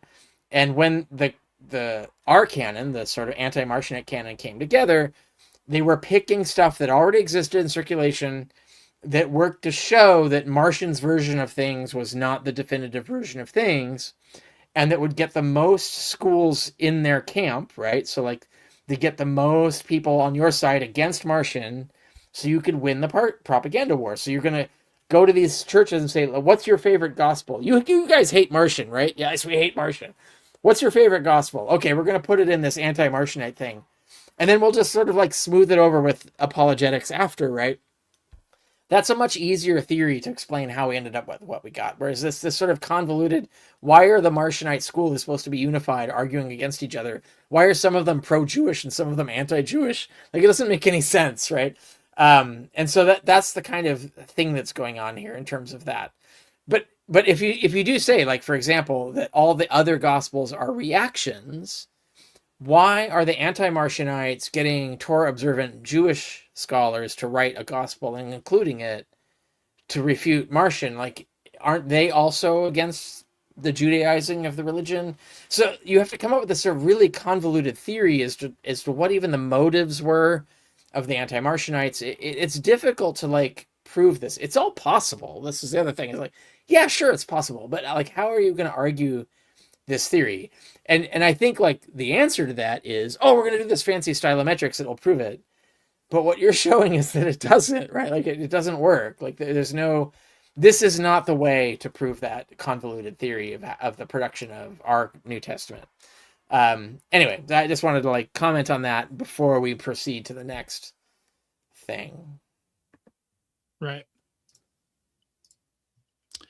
Chapter 8, first Clement near Paul equals Pauline specific dependency. We've also gone over this one. Yeah. So this claim in there is also proven false. We did several different retests of this, sliding windows and all this other kind of stuff. So we also confirmed this both under the Stylo AH package as well as the stock Stylo pipelines. So this is just also not true. And then claim 9, refuted at independence level. Methodology survives Greek language probes. So the chart shows an agreement between two pipelines, Stylo AH, the Greek aware one, and stock Stylo on the same input corpus. Per edge agreement adjusted RAND index bars, leaf flip rate, lower agreement at low MFW, higher at high MFW, never perfect agreement. So CBJ claimed that their stylo runs are valid Greek language stylometry. Cross pipeline replication should reproduce the results. And how I tested it is that I ran the same input data through Stylo AH with the Python Greek normalizers and through stock Stylo, and the result at MFW 100, the nosiest setting, which is what CBJ used, the 28% of the nearest neighbor partners flip between pipelines. At MFW 500, the standard band, which they're using, by the way, just to point this out, they're using the nearest neighbors partners as indication of like authorship or whatnot. And so those actually change when you increase the most frequent words is what that means. Where the two pipelines agree, the underlying signal is robust and our findings replicate either way. Where they disagree, stock Stylo's English default tokenizer is the suspect. It treats Greek diacritics as separate characters, handles the sigma form unification, and doesn't normalize the polytonic system. So CBJ's specific dendrograms exhibit the highest pipeline disagreement of any subset that I ran. So claim 9 is refuted at a level of the pipeline independence. CBJ's findings are not pipeline independent because both of the pipelines are tested both ways. So you might be questioning and saying, well, doesn't that mean that your findings could be pipeline dependent too? And that's the right question to ask. And it is why I ran every load bearing claim under both pipelines. The convergence at MFW 500 across pipelines is what gives our verdicts the robustness. Yeah. So CBJ never ran the cross check of that symmetry there. Yeah. Okay, so now here it's getting into something that I was actually working on today. I haven't seen this one. Yeah. Yeah. So essentially, what I did was I triangulated Paul to being in a Greek register and a Greek the vocabulary of pre 70 CE author. Is what this essentially shows. Just how to read this graph real quick. The x-axis is dated Koine timeline broken into 5 chronological bins from the Hellenistic Greek. Polybus, which is BCE 200 to 50 through Diodorus and Dionysius Hall. Sorry, I'm bad at pronouncing these. And that's BCE 50 to CE 50. Philo, which is CE 0 to 70. Cephas historiography 70 to 100. The 2nd century apologists, Plutarch, Justin, Clement of Alexandria, CE 100 to 200. The y-axis is each undisputed Pauline letters mean distance in the bin centroid. So the lower distance is better fit. Red bar is the nearest modal bin, and the 3 subpanels per letter, word view, lexical with bootstrap CIs, char 4-gram view is morphological point estimate, and the function word view only is point estimate. So what does this all mean? Yeah. The chronological extremes are out. So like, I remember reading in one of your blogs, Rick, that you say that Paul could fit in the BCE timeframe or in the CE timeframe. Yeah. It actually says that Paul can't exist in the BCE timeframe. Oh, that's an interesting finding. Okay, yeah, cool. Oh. Yeah, so his stylometric, his style is different than those authors right there. This is what I was talking about before, where really you should do this with all TLG authors of each century as an amalgamated set to see stylistic changes. But yeah, I see what you're doing here, and that is an important result. Like if you can do it with the whole body that we have to see, like definitely he fits in the 1st century register. That would be important to exclude the what is it, the high chronology, low chronology, I forget which direction is which. Because it does fit, like the letters like conceptually fit both 70 BC to 50 BC and 30 AD to 50 AD. But if you could do this, what you're talking about, like rule it out, that would be an important thing to do. Yeah, so essentially, I compared all 3 time frames there, and Paul is most like the Philonic, so Philo, which is CE 0 to 70 morphological placement, so when you test all this out, there is a connection between Paul and like the 2nd century authors, right? But we don't know, like just on that particular fact alone, we can't really tell what direction that is. So that's why I tested that, and Paul influenced the 2nd century authors to write, and that's what this one here is saying. So there's 2 numbers that carry the 76.9% of vocabulary types shared between Paul and 2nd century apologists lean Pauline, meaning that they show up more frequently in Paul than in the apologists controlled for corpus size. At 95% CI, 68.7 to 83.4% show up. 0 of 5,000 Pauline hapex legomena, which are words that appear exactly once in Paul, show up in the 2nd century apologist corpus before they appear in Paul. So 0 across every bootstrap iteration. What does this mean?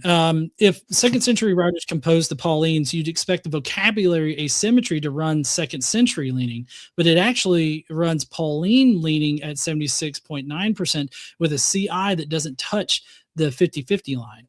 If 2nd century writers wrote Paul, you'd expect at least some of Paul's hapex legomena, his idiosyncratic one-off vocabulary, to show up first in his apologists they were supposedly working with, but 0 of them do. Every Pauline hapex was a Pauline hapex before any 2nd century apologist used it. So the direction of textual inheritance runs Paul to 2nd century, not the reverse.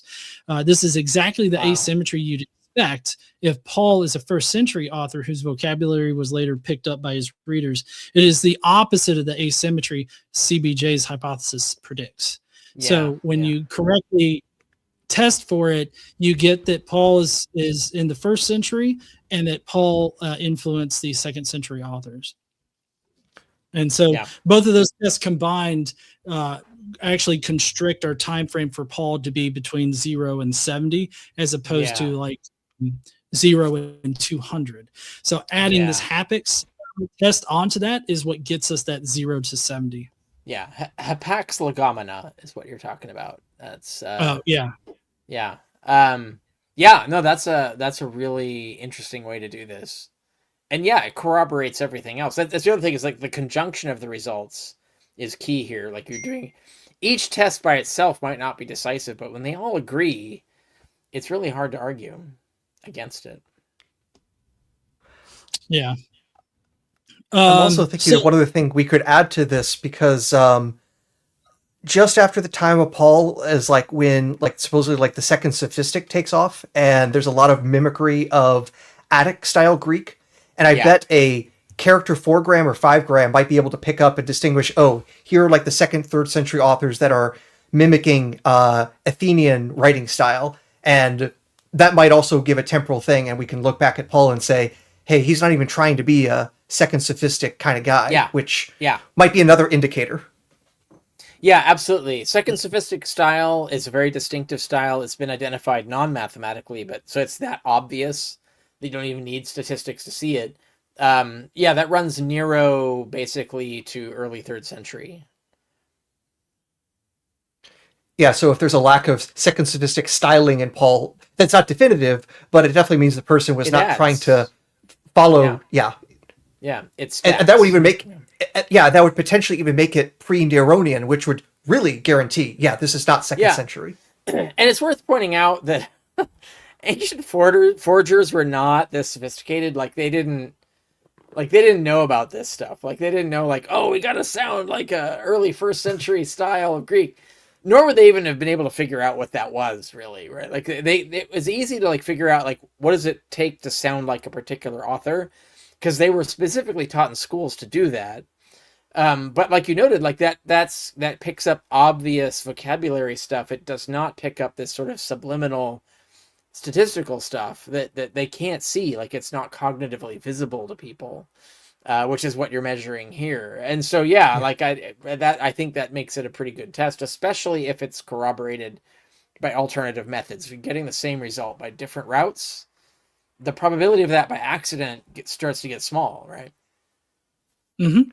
Yeah, and I try to make sure that I've got multiple different axes, of confirmation, to actually come to my conclusions here. Which that's why I know some people were like, CBJ is not claiming any of this.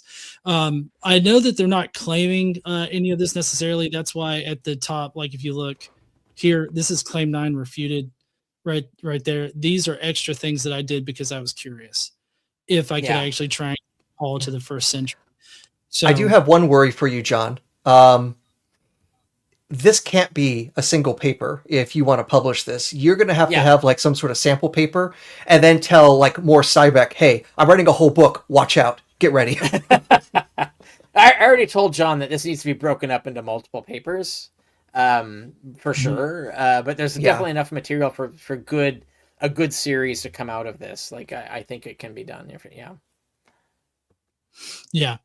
No, I totally agree. And I plan on breaking this up into multiple ones. I got to figure out the right way to do it, but I do want to try to submit this for publication. So that's my next goal after I get done. I still have some tests to run and some things to come to some conclusions about.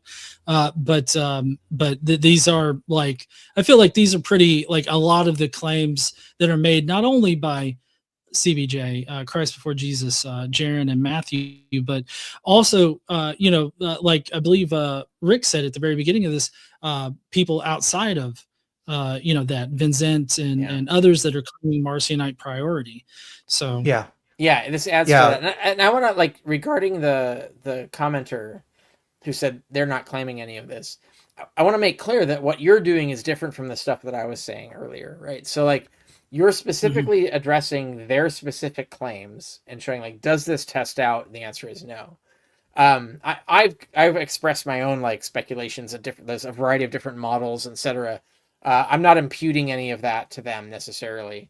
What you're doing is focusing on exactly what their claims were and that they don't pan out. And so I do think, like, if commenters are reacting to this, they should react differently to what you're presenting and the stuff that I said. So, like, because I'm talking about different stuff, really. Like, there's a variety of different models to explain all of this stuff, and they can like thread the needle and gerrymander what their position is to respond to what I said. But what you're doing is what's in their book. They make these claims, and you say that doesn't track out. And so I think like people need to distinguish like the things that I was saying that are more speculative and broader from the stuff that you're saying, which is like I tested this stuff mathematically. I did the same thing they did, and I tested it from different angles, and it doesn't track out. And so I think if people are going to respond to what you're saying, they do need to focus on what you're saying, and not conflate stuff that I said with what you said. One issue of framing to worry about as well. Oh, sorry, go ahead. No, you go ahead. Okay, I was going to say, just in terms of framing, when you do try to publish this, are most of the reviewers going to care at all about the book Christ Before Jesus? Probably not. They're going to say, this is some unpublished book. It's actually surprising Chrissy Hansen did get a peer-reviewed review of the book in a significant journal. I'm amazed that any journal even wanted to waste the time with it. But if you're focused on saying, hey, here are the things that like Vincent, Lindsay are saying, if you want to go further the past, what was it? Alivard arguing that the Pauline letter is like first century BC. Correct. Yeah. You could say here's like the mainstream argument rather than the very fringe stuff. That's just a matter of framing to make sure the editor is like, okay, you're having an argument with ghosts that we don't care about. This would be saying like, no, you're talking with the creme de la creme in what's going on on the edge of biblical studies. Yeah. That's a good point in terms of how you structure this. Because there's so many like biases and assumptions that will railroad like a decent article that should be published, but peer reviewers get angry about something you say, like, how dare you like give attention to these nutcases or whatever. But yeah, you got to frame it in a way that like it makes sense to do this. There's totally ways to do that, and I know how to navigate that. So like if you're when we get to that point, like we can figure it out. That's not a problem, I don't think. Yeah. So, I definitely wouldn't frame it as like a response to CBJ. It would definitely be the topics, and I'd pull from whatever is currently in the scholarship, which I know that like, there's Litwa, M. David Litwa is trying to use Stylo right now too. So, okay. Yeah.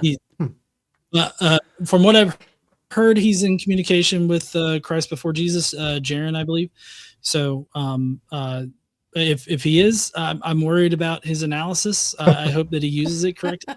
But I think that's one of the benefits I have in being a software engineer is that like I don't, before I picked up Stylo, in the R scripting thing, like I didn't know it, but I am very good at learning languages, learning how to use the tools appropriately, how to set it up and everything like that. Like I've got extensive experience in having to do that. And so like, I just hope that people understand the how rigorous you have to be with the findings, and that you don't get broad statements from like one test.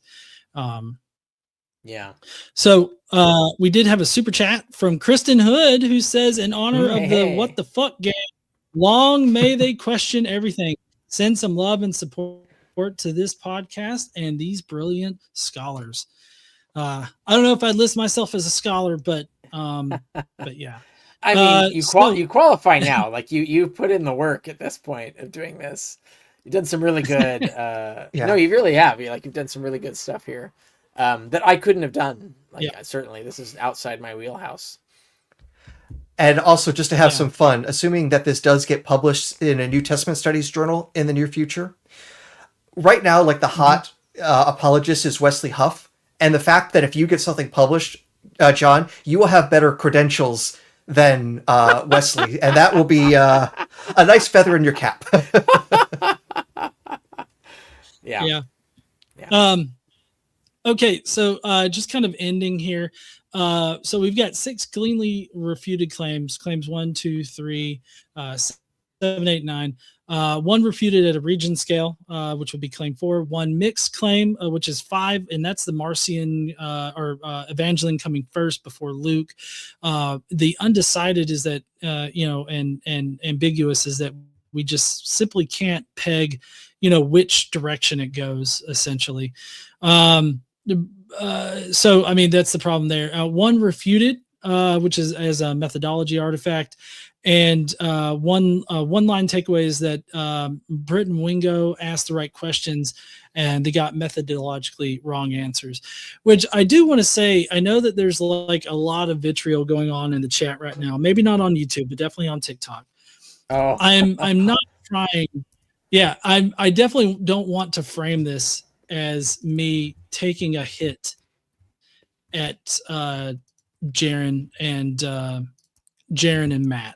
I liked both of them personally, and I still do. I didn't mean to put that in past tense. I still do like them, and despite what their crowd has become, how they've treated me, I still think that they're good guys and they're trying to do good work. And I just think that they did the work and they got the wrong answers. And I'm more than open. The very last slide I have in there is like questions and contact, but we don't have time to like take any kind of questions or anything. But I would hope that people would contact me. My email is out there. It's john@godlessengineering.com. You can email me.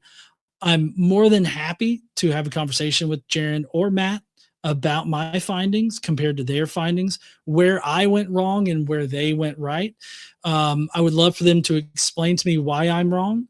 If they would like to get in contact with me, we can do like a live or a conversation or something like that. I'm totally open to that. In fact, I tried. I sent Jaren an email to get his specific settings before I even embarked on this. Not before, but right as I was starting it, sent him an email trying to get some clarification, and I just did not get a response back. And so I would hope that they would contact me so that we can clear up like what their case is and everything, and maybe come to a better conclusion than what they have previously published. I feel like, I feel like I'm extending an olive branch in this situation. I'm not trying to talk shit about them or anything like that. I'm just saying that I've run the numbers and the numbers don't come out with what they say. And I feel like I'm just looking at the data. So like if you just contact me and try to get with me or something like that, I just don't feel like there has to be a beef. We can collaborate on something here. I would hope. I don't know. Anyways, so I've kept both of you guys for 3 hours now, which is marathon, by the way. Thank you guys. Has it been 3 hours? It's only been 2, right? No, we started at 5:30 Eastern time. Yeah, it's 7:30 now. Yep. That's only 2 hours. Oh, we are in the wrong time zone. It's 8:44 for me, and I started at approximately 5:30. So yeah, it's been 3 hours and also the live thing actually says 3 hours, 4 minutes, 55 seconds. Okay. All right. Wow. If we want to count this as 2 hours, Rick, that would be fine. Right. Well, I'm only giving you a half rate for this because you did most of the work here. Like I was just hanging out, drinking, and occasionally commenting. And to be fair, 3 hours is also just like one old episode of Rush Limbaugh's radio show. So is it really that much?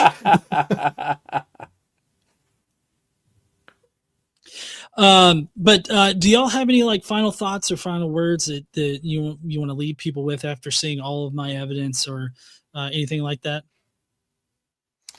The only thing I would add is that, masterful, like everything you've done, and I think is key to understanding what's really going on, and it shows like how you're supposed to do this. People who read the book will just see the tree diagrams, right, with no numbers on them or anything. And so that, and they're not very great at explaining what those even mean. But the takeaway that to sort of translate what you said to like what those, what do you call them? The dendrite? Dendrograms. Dendrograms. Oh, dendrograms. Yeah, the dendrograms that's showing distance between things.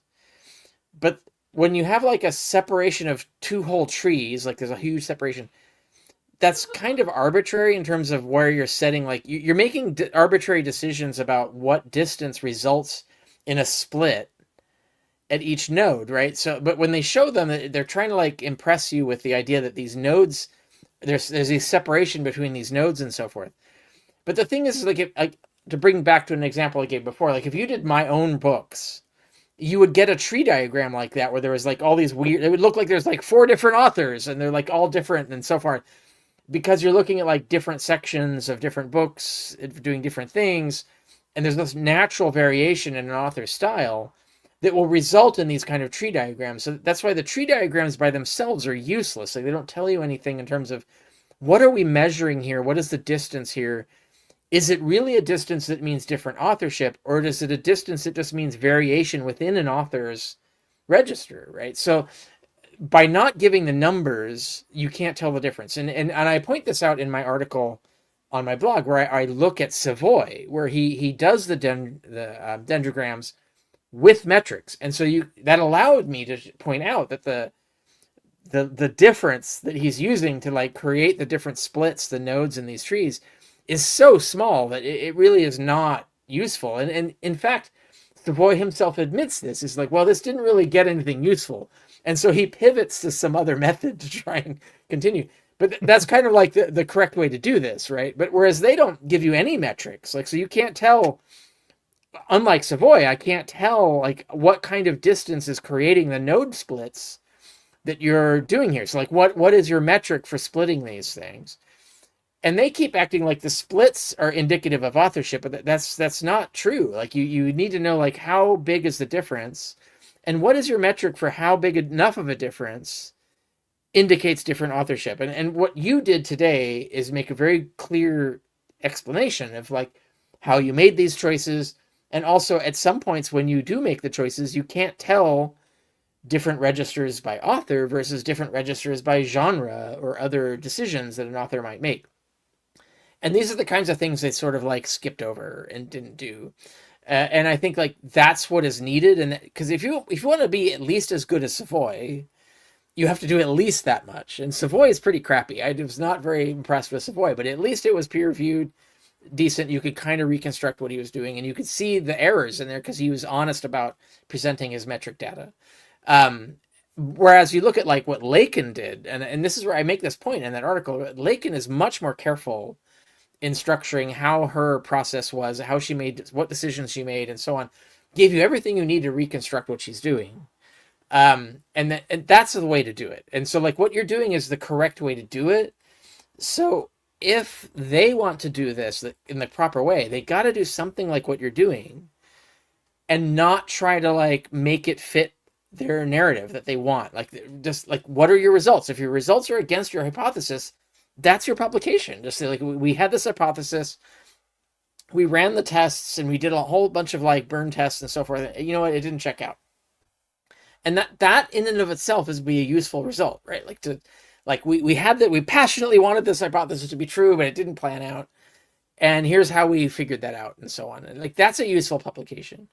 But that isn't what they did. And that's the thing that annoys me as a historian, and so on. So, you know, I have my own different kind of like emotional reaction to what they did.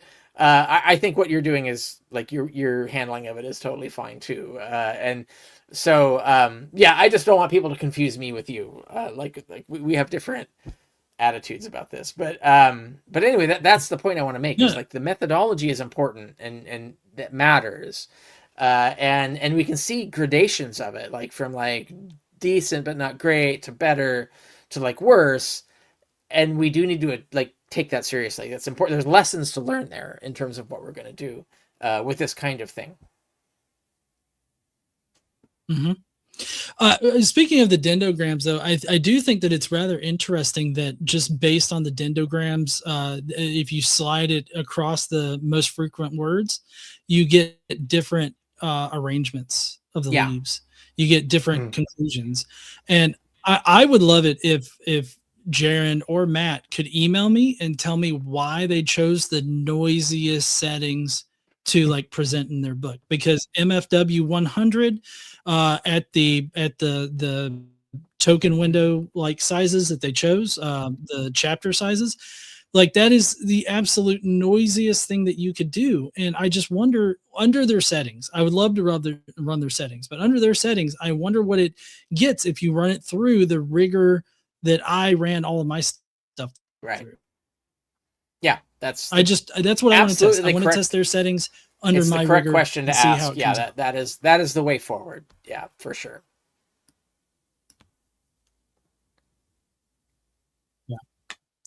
But anyways, again, Aaron, did you have any final thoughts or anything like that, or have you said your piece?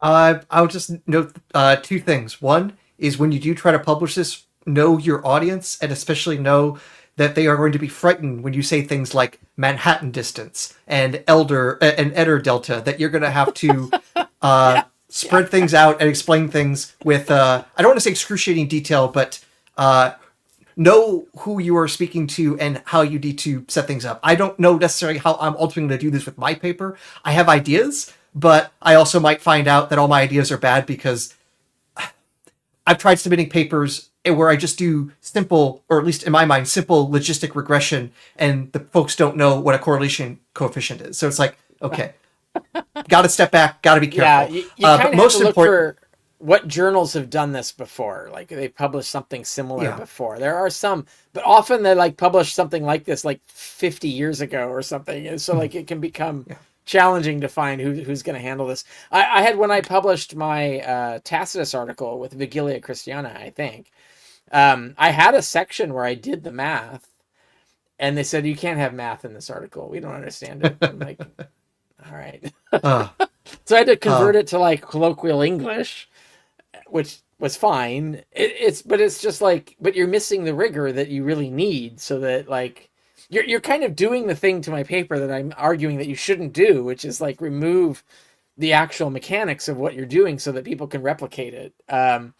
But yeah, because of this fear, like humanities majors are terrified of math and don't understand it and don't want to learn it and don't want to go through the bother of finding a qualified peer reviewer for it. This is the other thing. Like even if the editor is like, I have no freaking idea what you're saying, surely they can find a peer reviewer who does, right? Like that would be the point of having the peer reviewers who are competent in this thing. I mean, this is a problem with the field. Yeah.